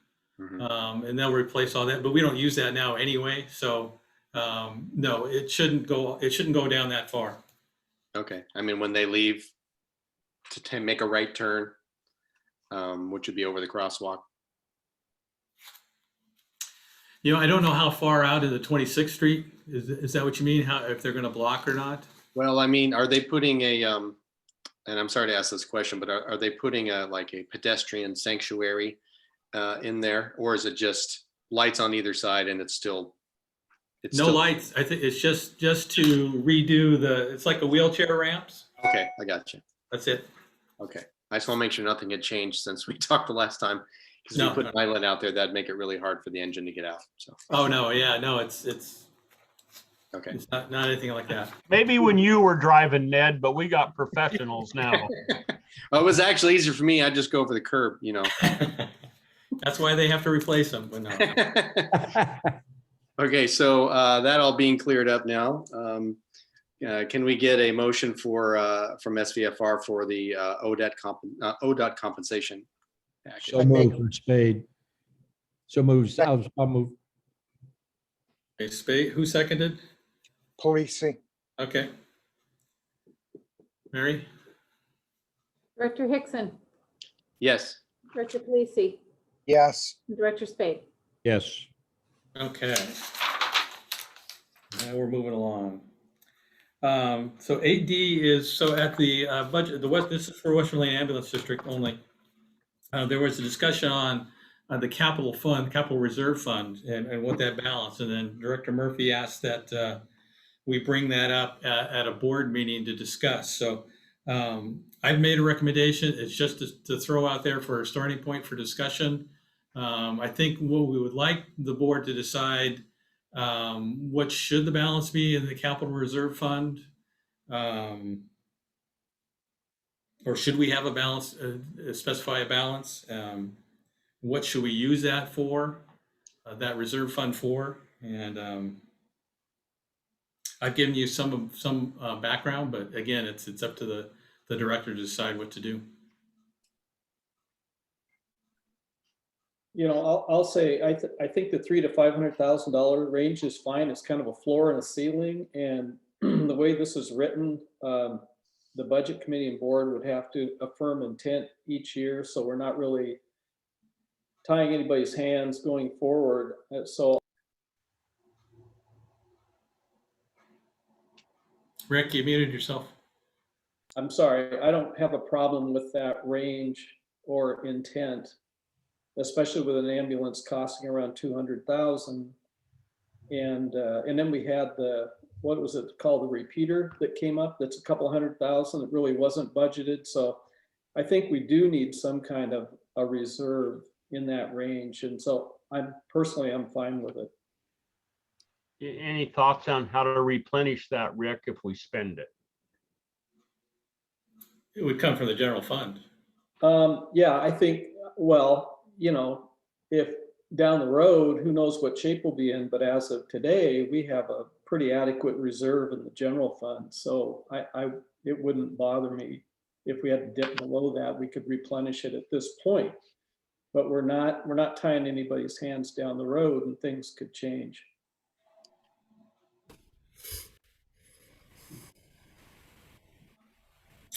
Yeah, you're absolutely correct, Rick. It would be in a reserve fund. You specify the purpose, so the board would have to change that purpose, but the board can do that at any time. Mike Webb? I concur with Rick. I think that 300 to 500,000 is enough to buy an ambulance or two if we really need it. And the next year's budget, we would fund back to the floor or keep it at the ceiling level. So it gives us a chance to keep the fund at a sustainable level long-term. And it also gives us an idea of how much we're going to have to fund each year from the budget, rather than rolling a set or a guesstimate dollar amount like 120,000 like we've been doing, which doesn't sustain the current level, but the current level is really over adequate. There's reasons we had excess cash flow in the early years of the operating levy, where we had to put it in a fund somewhere so that it wouldn't inflate our general fund. And that's the purpose of the capital funds in the first place. It was moved into building fund and moved into the capital fund at the same time. And when we determined there wasn't a building to build, we really didn't need as much in that fund to cover both areas. So I'm perfectly fine with 300,000 to 500,000 in that fund. Personally, we can do less if we had to. We could go down and find other means to purchase items, but at this point, we can cash items with that kind of level funding. Cindy? So if you say had to buy 2 ambulances and you So when you go to make the decision to spend the money out of that fund, wouldn't it at that time you would make the decision of how you would reimburse yourself? Or is that something that gets pushed to the next budget time? It just seems like if you're gonna spend it, then you should know where you're gonna Well, pull it later to refund it. let me ask if my read is correct. It was that we have a roughly $950,000 level right now when all the funds are within the same fund, that we would use the excess funds to spend down towards our floor right now. We're not gonna take that money and move it into the general fund at this point. We're gonna use the excess over the next few years to pay for things. But then when we hit the floor level, that's our minimum sustainable level. Am I right on that, Chief, or is that the wrong read? No, exactly. So it would be, I guess, Cindy, it depends on, did we have 2 ambulances that we didn't know we're going to have to replace and we had to replace? Right.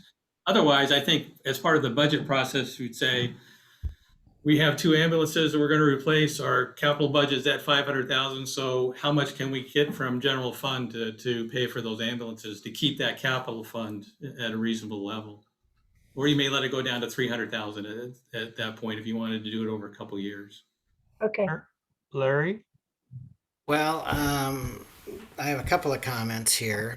I'd like to read what the chief wrote to the board members less than a year ago. Quote, "We know that continuing with the status quo as represented by our current SVFR and Western Lane Ambulance District contracts is unsustainable. Decreasing our costs is essential to our survival as emergency service providers. Some of these modifications are going to be severe, but I think there are some areas where we can be a little more flexible. SVFR is in a much better financial condition than Western Lane due to the recent reset and increase in the permanent levy to $1.54, lower personnel costs, and the lack of capital purchases over the last several years. If the board decides to move to 24/7 staffing, budget an annual reduction of our PERS unfunded actuarial liability, and make necessary capital purchases, then SVFR will have to reduce expenses by approximately $300,000 per year. This can be accomplished by limiting wage increases and using part-time firefighters to supplement the current career staff. This would also allow $150,000 a year to be budgeted for the PERS UAL reduction. Western Lane is in a much more dire financial condition. Using current cost estimates, we will have to budget 100% of anticipated revenue to only personnel services by fiscal year 2023.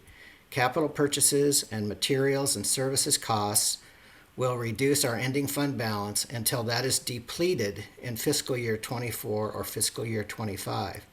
Any decision by the board to reduce the PERS UAL will have a further impact on the budget.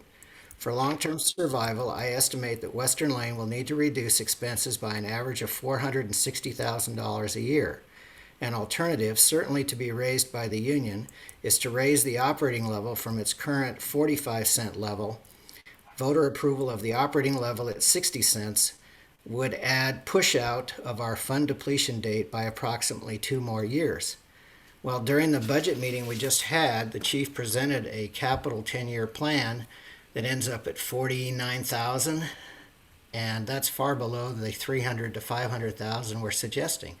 I certainly do recommend that we maintain a $500,000 capital fund. I just don't know how we're going to do it with our current cost structure.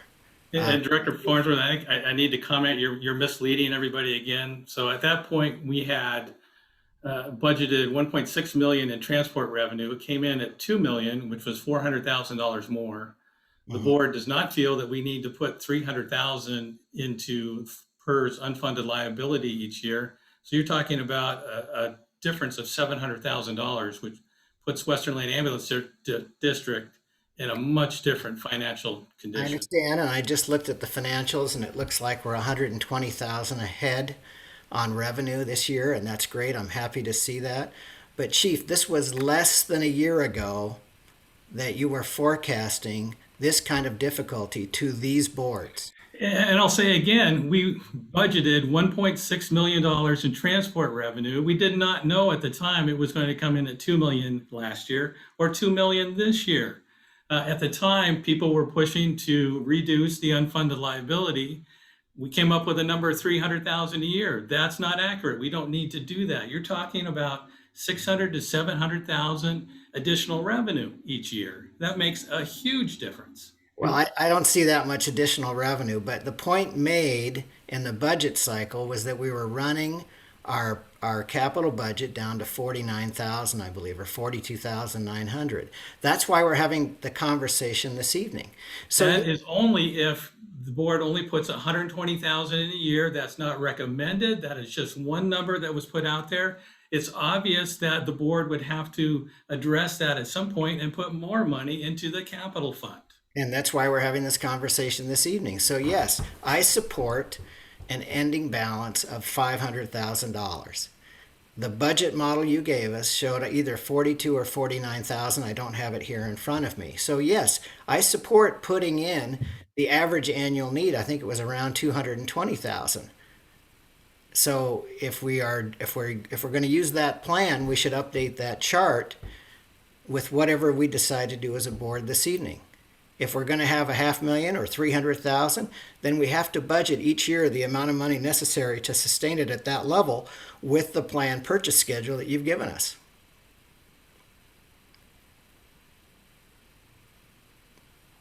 My turn. Please. I would also like to have the chief or Matt or the both of you give us a 10-year maintenance plan on our facilities to go along with our capital rolling stock improvement plan, so we can get an idea of what we need each year to take care of our building to maintain it at its current nice level. We have that, John. Okay, thank you, Chief. And also, I think board members, it's time we have the conversation and get serious and decide what we're going to do with the land that we're not going to build on anymore. If we could sell that, we could put all of that money in this capital reserve fund and to help us. Thank you.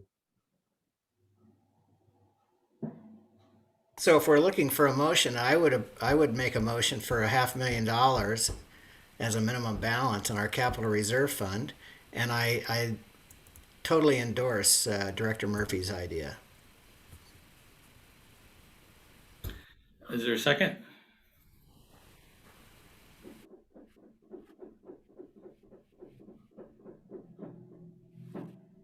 Question, Chief, if we'd say $500,000 as a floor, does that confine future boards to a $500,000 floor on that, or is that just advisory? Exactly what does our motion do?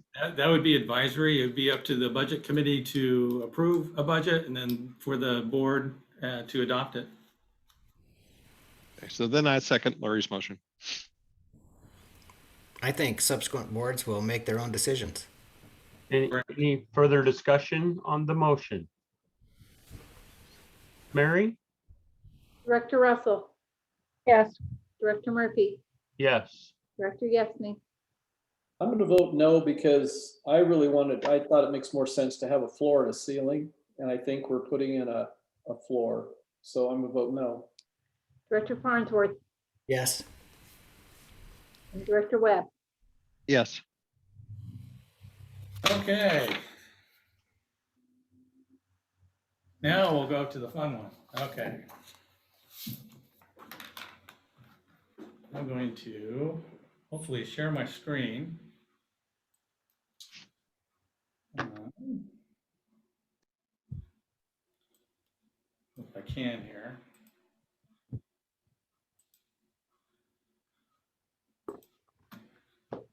Ignore the flower. Ladies and gentlemen, I got to take a really important family call. I'll be right back. Can everybody see the first slide? Yes. Yep. Okay, thank you. So at the last board meeting, President Murphy asked that we come back with more detail on what we're looking at with Western Lane Fire and EMS Authority. I don't remember his exact quote, but I think it was, what would it look like? So I interpreted that request as to show, first of all, why we want to go in that direction and what are the goals, objectives, and tasks that would get us there. So first of all, what's the overarching goal in moving all employees to WLFEA? And I'm separating this from merger. That's so far down the line, I think, and there's an important step that would come up first, and that would be to move all employees to WLFEA. So that's where I'm going to be focusing on right here. So what's our overarching goal? Would be, first and foremost, is to enhance both EMS and fire staffing levels in a way that's sustainable and cost effective. So both agencies right now are really on the edge of having to look at additional staffing to handle an increased number of service requests. And we feel that now, and we feel that it's only going to get worse in the future. And SVFR is looking at adding an additional full-time employee to each shift. And so a lot of what I'll talk about today would go down that road, in that SVFR has increased staffing as well. We feel the best way to meet that goal would be to integrate Western Lane and SVFR operations. Again, that's not a merger, it's just an integration of operations. So, and I've already shown the board several times a potential timeline for integrating operations between the district, and here's just briefly, you've seen this before. But if you remember, we were looking at 3 different phases requiring approval of both boards to proceed to the next phase. So right now we're still in phase 1. And that was just to prepare to move all employees to the authority. Again, that required a vote of approval by both boards. And the second phase is when we actually move all employees to the authority. Again, it's not a merger of districts, it's just an integration at the operations level. So we already have admin in the authority, and this would just complete that integration. Both districts must continue to exist, and would, of course, will continue to exist. And if everything is working as we hope, then it would be time to go to the voters to see if they wanted to dissolve the parent districts and go with a single district. Again, that would require a vote of approval by both boards. Say, yeah, we want to do the merger and we want to go to the citizens. For other districts which have gone through the same process, the one I know most about would be Lane Fire Authority. It can take several years for everyone to feel comfortable.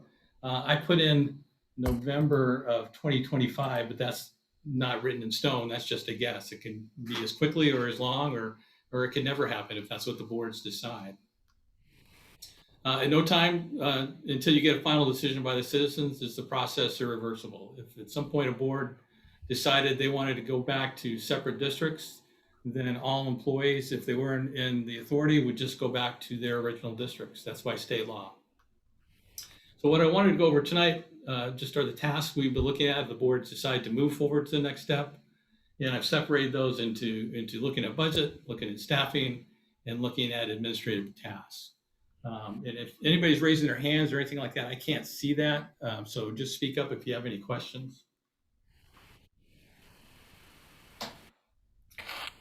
So budget is pretty simple process of if we moved everybody to the authority. We would just move revenue and expenditure lines from both agencies onto one page. And here you can see the revenue page, and I just took numbers from our proposed fiscal year 22 budget. The authority would have combined revenues of 12.8 million, and that's just taken from SVFR, Western Lane, and WLFEA. It is possible, in talking to LFA people, they did keep some reserve funds with the original districts. And there were several reasons they did that. One was that all assets, all vehicles, vehicle titles would stay with the originating district. And I don't know if that's why they did that, but they did do it. Revenue, again, is pretty simple. It's just, expenditures. This is just combining the proposed fiscal year 22 budgets from both parent agencies into one. And if we did keep reserve funds with the originating districts, then this would look a little bit different. So the main benefit following an operations integration is that we become, in my mind, we become much more efficient in our resource utilization.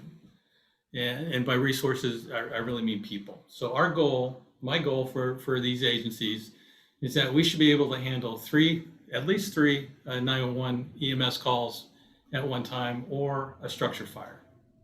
And actually, I've got 4 in parentheses there, and I think that maybe we should be able to handle 4 incidents at one time. It's just a matter of how often does that happen, and it's getting more and more that we have, especially if we're doing a transfer and on a weekend, a sunny weekend, we could have 4 calls at one time. And I see 3 to 4 EMS incidents at one time or fire incidents. Those are calls that I say happen 1 out of 100 calls or 1 out of 1,000 calls. So in other words, we should be able to handle 3 or 4 EMS incidents at the same time or a single fire, and about once a month that's going to happen. We don't staff for that 1 in 10,000 call or that 1 in 100,000 event where we might need 20, 25 people. At least we can't with our current funding levels.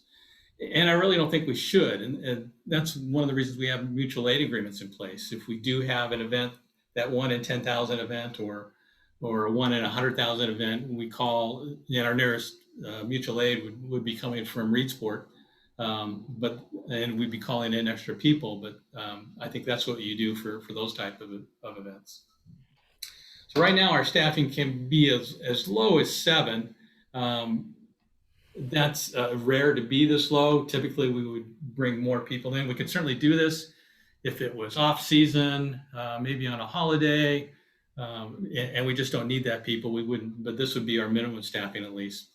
My goal, however, would be to have 9 to 10 people, and that would be combined from both agencies on duty at any one time, all the time.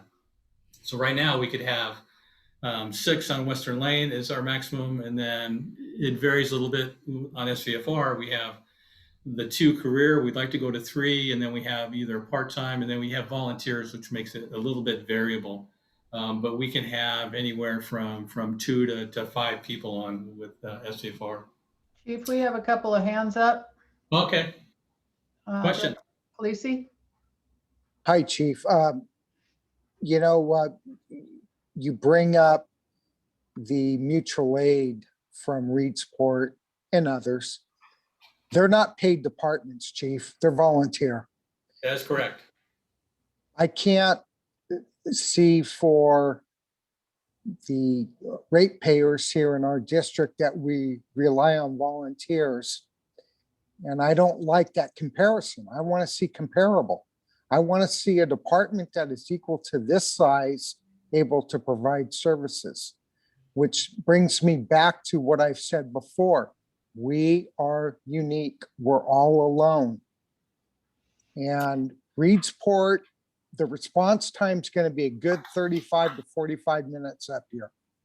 Oh, yeah, and I agree with you, Jim. I think this is, and what I'm bringing up for discussion is that I think you're right in that we should be able to handle our typical calls, or the 1 in 100 or 1 in 1,000 calls. We can't afford to have 20 people on a shift.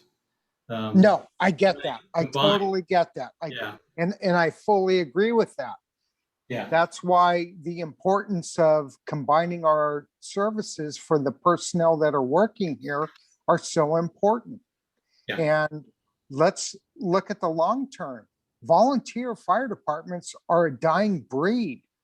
They are not getting the staffing that they need to even support their own hometown, let alone a neighbor that is 35, 40 miles away. So Correct. When you talk about, bringing somebody else in here, we can't rely on Lane Fire Authority. Their closest staff station is in Veneta. That is a long ways away from here. And they may have a station over in, I forget the name of the little community, but they're all volunteer. There's no paid staff there. Mm-hmm. So I really don't want us to think about outside of our district. I want us to think about what's in our district and what we can do internally before we start looking outside. I agree 100%. Thank you. Other questions? Director Yesney? Yes, thanks. And Chief, if I missed something, I'm kind of I love the visual stuff. And what I was wondering was how And maybe it goes to the next slide as well. How do these staffing models compare to where we are today? I mean, which model kind of, if you combined Western Lane's current staffing with SVFR's, where are we at between the minimum and the maximum staffing? Okay, right now, so with Western Lane Ambulance District, we have 5 scheduled full-time personnel, 1 part-time. So maximum staffing would be 6 people. If one of our full-time people is off, that could leave us with 4 full-time. Depending on what we expect staffing needs to be, we may add a person, a part-time person, or it could be overtime. It's up to management. So maximum would be 6 people. And that's if nobody was off and we're pulling extra people in if somebody was off. On the fire side, right now we have 2 career firefighters. We try and schedule, if at all possible, a part-timer, and then we look for our volunteers to sign up for shifts when we can. So combined, a good day would be probably 8 to 9 people, Okay. but that's relying on part-timers and volunteers. And the minimum is kind of our current minimum between the two. Yes. Okay, Yeah. thank you. Was there another question? Good questions. Okay. So again, like I said, my goal is to have a minimum of 9 to 10 people combined from both agencies on duty at any one time, all the time. Reasoning being that 3 or 4 EMS calls at one time could take 9 to 10 combined agency responders. It depends on what type of calls we have. You know, a cardiac arrest, you'd like to have at least 5, if not 6 people on scene. A lift assist could take, 3, 4 people, depending on the size of our patient. A regular BLS call could be 2 people. I mean, it just depends on the type of call that comes in.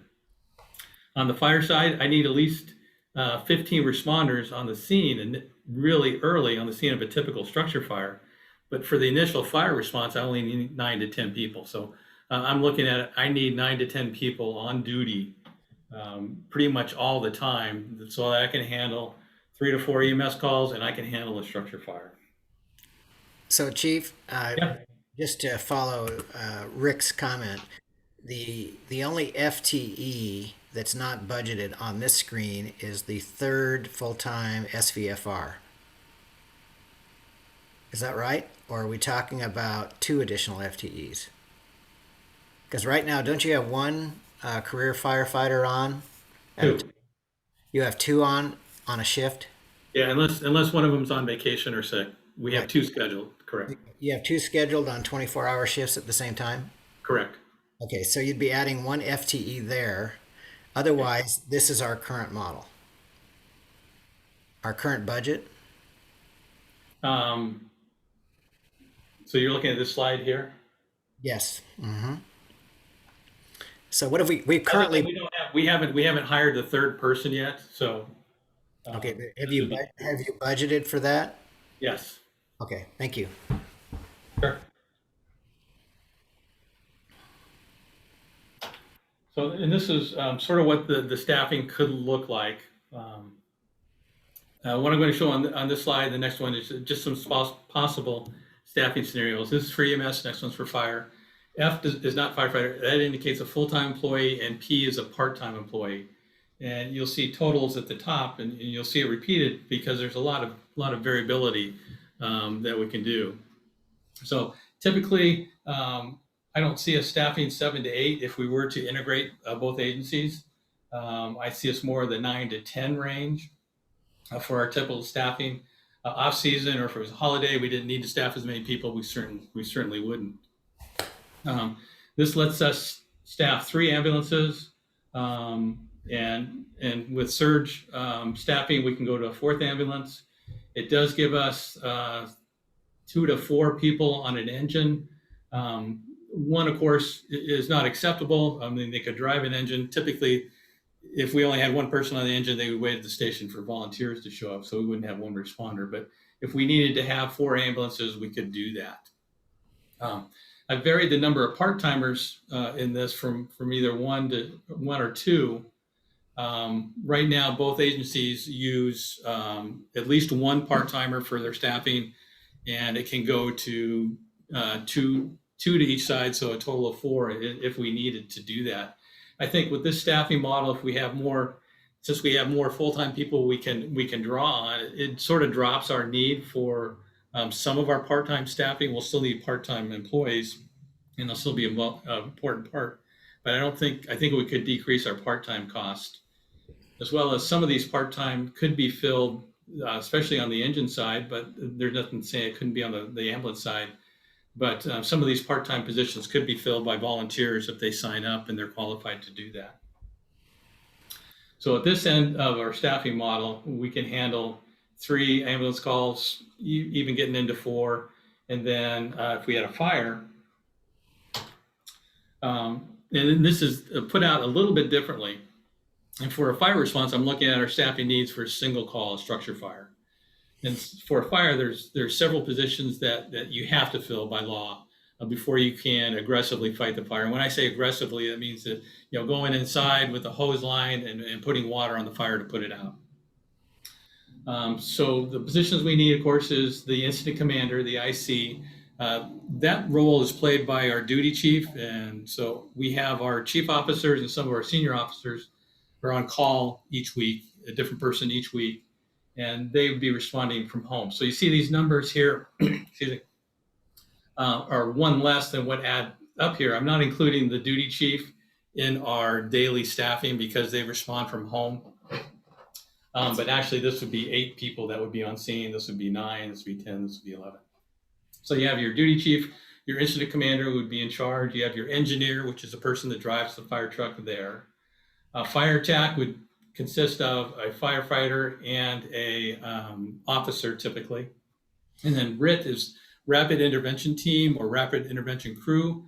So by law, if we send anybody inside to a live fire situation, we have to have 2 people on the outside ready to go in a rescue situation.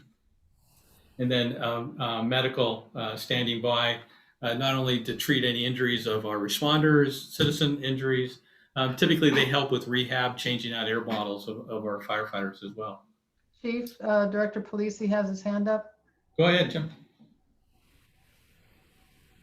You're muted, Jim. Yeah, I know. Chief, I'm looking at this and I'm assuming that you're going with the low hazard classification versus low, medium, and high. And with that, we are still way under what is required by NFPA 1710. Oh, absolutely. And I'm saying I don't like being at this end. I want to be at this end, which right. Which still doesn't mean 1710. And we still rely on volunteers and callbacks. Right. But we can't afford to have 15. No, I get that, Chief. I totally get that. And Yeah, that's what gets me back to the importance of, the combination of staff capable of performing multiple functions is critical, especially when you get into low hazard structural firefighting. I don't think we have any high, but I know we have medium.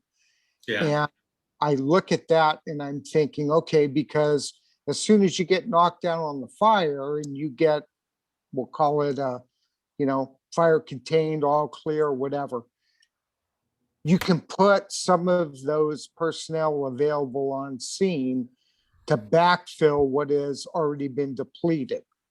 Mhm. Because again, we're getting back to relying on volunteers, which I totally appreciate and understand.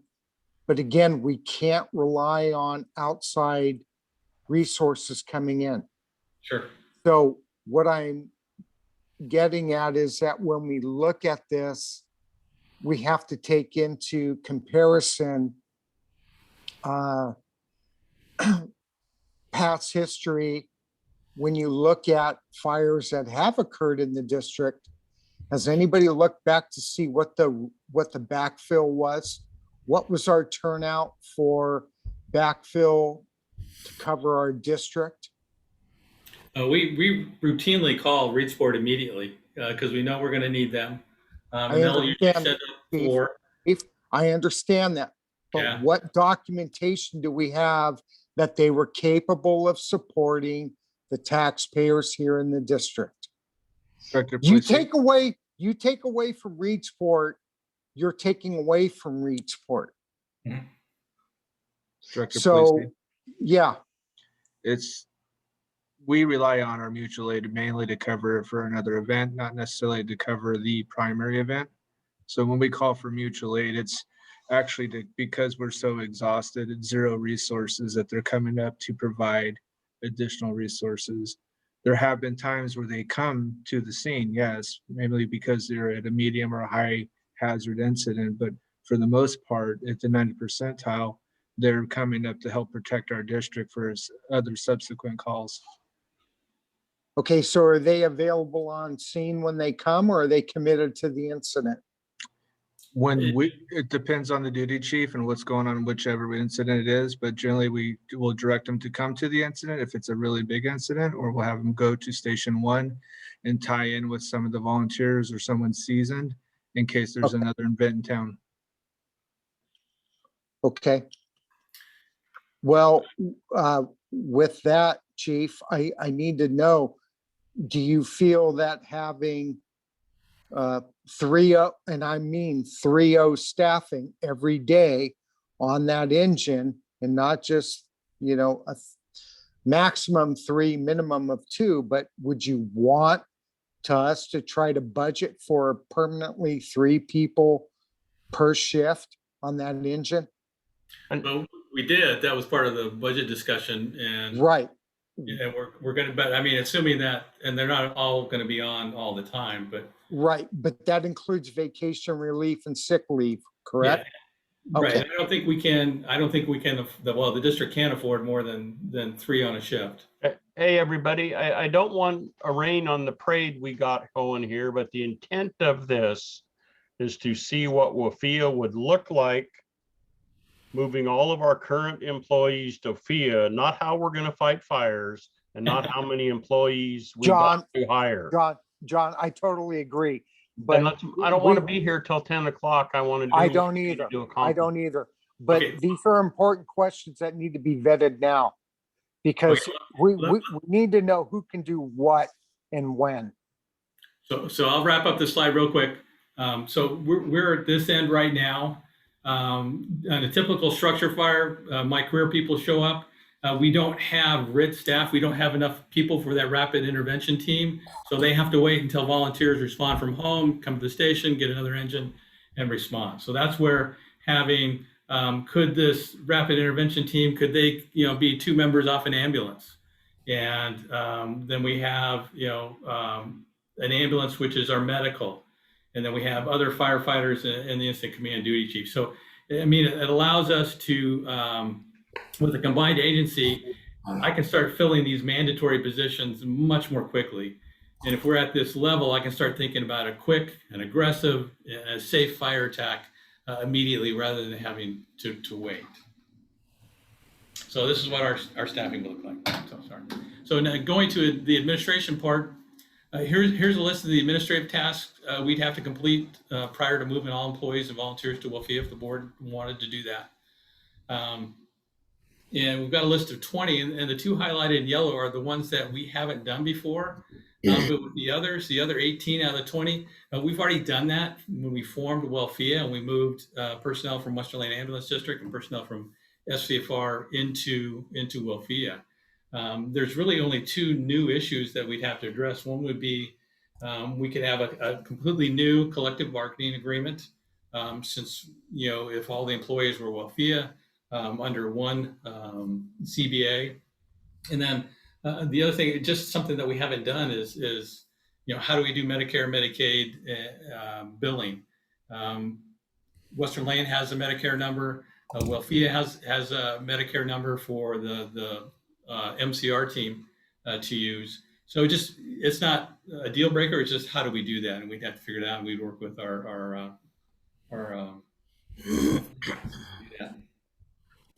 so the actual process is easy. That's the easy part. Certainly the vote is of the board would be the difficult part. One thing I did want to cover a little bit, we've been talking to PERS, and of course, PERS is a big question for everybody. And so we asked PERS to estimate what it would look like if we moved all employees to the authority, all Western Lane and all SVFR employees. And they sent this table of, this would be the contribution rate. So this net pension contribution rate is percent of wages, and that's what we pay to PERS every month or wherever they bill us for the pension. What I'm showing here is some numbers in red, and those numbers, it doesn't change if we're separate agencies or combined agency. Each agency is paying 13.35 for tier 1, tier 2, and 8.64 for a general service officer. So that doesn't change. The other numbers do change in a combined agency. And the number we got from PERS says that SVFR will be paying an additional 0.02%. So they go from 23.21% to 23.23%. They're showing a decrease of 1.71% for Western Lane. One thing we need to follow up with them, and I'm not sure, this is 2019, 2021. It's just an advisory. They're showing us what it would look like. But we know the new rates going into effect July 1, 2021 showed an increase for Western Lane, and there was a decrease for Siuslaw due to the side account rate relief. So I think the numbers are going to be close to this, but I don't think these are going to be the exact numbers if we were to form a single agency. So this is the question. Can I ask you a question? So Absolutely. does this chart contemplate that the paramedics stay within their existing class of retirement? Yeah, I'll talk about that's coming up. Okay. Yeah, I know that's a question that's coming up. SVFR has got 375 in a side account. That gave a 3.15% decrease in the rate, which in a combined agency, the combined agency would take benefit of that. So if Western Lane Ambulance District was to start a side account, I think we talked about 400,000. That would be joined with the 375,000. So we'd have, I don't know that it would double this, but it would certainly be much higher. The discount would be much higher if we do that. So, and as Director Farnsworth was saying, I've had a couple questions from directors concerning difference between employees classified as general service and those in the fire and police retirement program. So if the agencies were to merge, it doesn't automatically mean that all employees are automatically moved to fire and police part of PERS. Right now, only Chief House, Fire Marshal Miller, and myself are in fire police. All the other WLFEA employees are classified as general service, and I'll talk about the differences between those two in a second. So the same thing would happen if we merge the agents, not merge, if we integrated operations, pull everybody into WLFEA. So those that are qualified and are expected to function as firefighters from Western Lane Ambulance District should be in the police and fire, and so the contribution rate would go up for that. We're not going to be forcing everybody to become firefighters. Some of the Western Lane employees do not want to be firefighters, and I think we would have to. I would want to honor that and just grandfather them in, but then they would stay in general service in the retirement or tier 1, tier 2. So the main difference between these programs is it takes 30 years of service, of qualifying employment in general service, to have 45% of your annual salary as your pension benefits. And it only takes 25 years in fire and police. So they accrue a little bit higher, 1.8% per year versus the 1.5%. So somebody in police and fire would only need 25 years. Now, if you've been in general service for 15 years, and then you move over into fire police, it doesn't move all of that time into fire and police. There would be a melding of the two. Those. So I don't know if did that answer your question, Director Farnsworth? Well, yes, it did. And so back to your staffing model, if we're going to change our paramedics into firefighter paramedics, do you have a slide coming up that shows us where these people are going and what equipment they're using? Or are we just, if you are a firefighter one paramedic and you never leave the ambulance building, are you getting a firefighter pension or are you getting a general service pension? I think the idea would be if we could no, you want them to serve as firefighters. So how often do they do that? In my previous organizations, departments where I've been chief, our ambulances had bunker gear. They had minor fire equipment on them. So if they pull up on a fire scene in an ambulance, they get out, get their bunker gear, put on their bunker gear, go grab SCBA off an engine, and then fight fire. And we would like to rotate people through the engine. So occasionally you're on an ambulance, occasionally you're on the engine, especially if we have some firefighters that are training to be paramedics, and we have the one, and we're expecting a few others. We would like to give them time on the ambulance. So it gives some variability to the employees. Of course, they'd have to be trained as firefighters and certified as firefighters. Otherwise, they would just be staying on the ambulance. But you put them where you need to put them, and give them some variability in their shift assignments. Okay. So then the other, I think this is the last slide. We also asked them an estimate as to what the unfunded liability would look like for WLFEA. It's not a simple addition, but it's pretty darn close to say you just add unfunded liabilities. And this, again, this is from PERS. I thought it was really interesting, and I didn't know it was this much discrepancy here, but for the tier 1, tier 2 unfunded liability for both agencies, that's the vast majority of our unfunded liability so these are promises made to, well, SIUSLA has no tier 1, tier 2, they've all retired. Western Lane has a couple, but the vast majority of our unfunded liability are pension benefits that have been promised to people that were hired before 2003. So it's I thought that was interesting, but it would be essentially a simple addition to unfunded liability. This is net, so it's subtracting the side account, the SVFR side account. Of course, if Western Lane started a side account, this would go up. And transition surplus is also a credit. And this, it just has to, I'm not going to go into detail on that. It just has to do with when you came into OPSERP from previous pension plan under PERS. How did your assets look compared to your liabilities? So John, I don't know if that's what you were talking about, but in general, in summary, I think it makes us a much more efficient and safer organization. It gives us so many more opportunities to staff where we need to staff, when we need to staff. I think it delays an increase in staffing levels to address increased call volumes because we can share people. Also important, it drops the workload on staff by a lot, since we have to deal with one organization instead of three. So that's my spiel, and open to further questions or discussion from board members.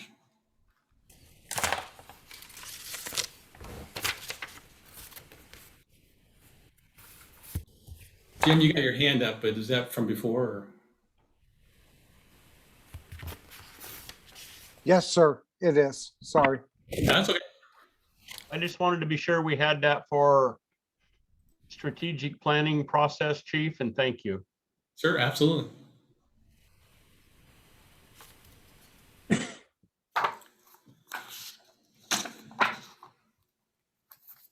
That's all we have on our agenda. If there's no other comments, or now we go to, I'm sorry, no more comments on that. Then we'll go to director comments.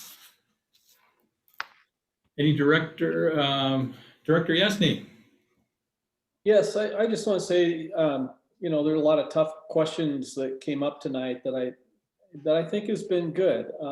I think we all wonder about these big questions, and it was good discussion tonight on those. Regarding the questions,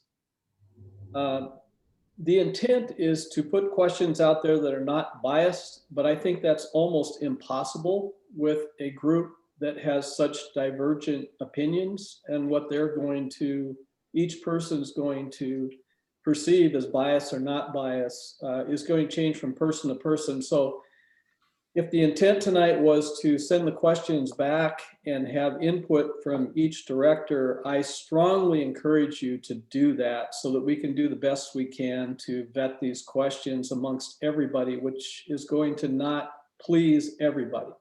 So we will, I think we'll have to just come back at some point, determine a majority is ready to move ahead. And I doubt that everybody's ever going to be happy with all these questions.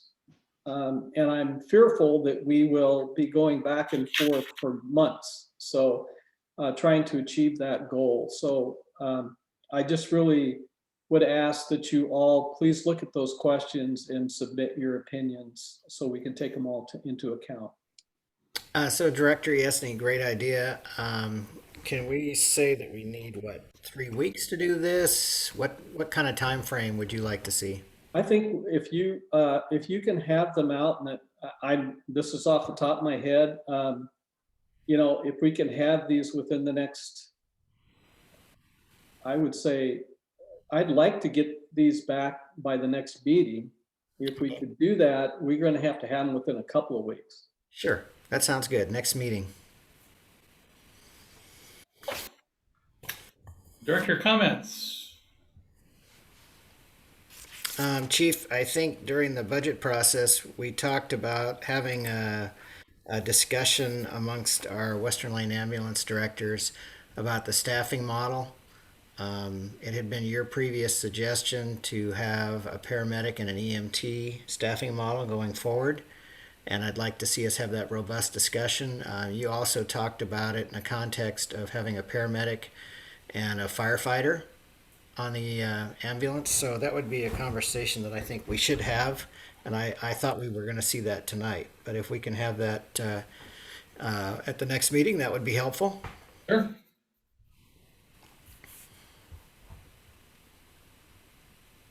Other directors, this is your opportunity. Director Spade, I just wanted to say that Jim Polisi and I went out on the 10th of April to the burn out at the state park at Honeyman, and it was a wonderful experience for me. Jim's an old hand at that, but for me, it was a good learning process. Got to meet some of the guys out there doing their thing. It was really wet, so they were really having a hard time getting a fire going, but that was kind of funny. And the 8th of May, they have a burn to learn on Mears Street. I guess they got a house there. They're going to set fire to down there. So I think I plan on being there, and I encourage the other people, the other directors that are interested to go out there and meet the people and see kind of what they do, a little practice. That's all I have. Is that still the schedule, Matt? Yeah, and adding to it, we also have an extrication that we'll be doing out at Sherwood on May 23rd. I've directed Kyle that any of these trainings that we do a mass email to all the directors so they're aware of it. Great. That way we're not calling 911 to report a fire. We get enough of those. And Sam and Jim, it really means a lot for the guys to see out there, the men and women. So thank you for doing that. You bet. You're welcome. I can tell you when I first started at the paper, every time there's a burn to learn, I thought that there was a house burning down, and I'd run to get pictures until I kind of finally figured out, oh, it's just training. Yeah, we like pictures though.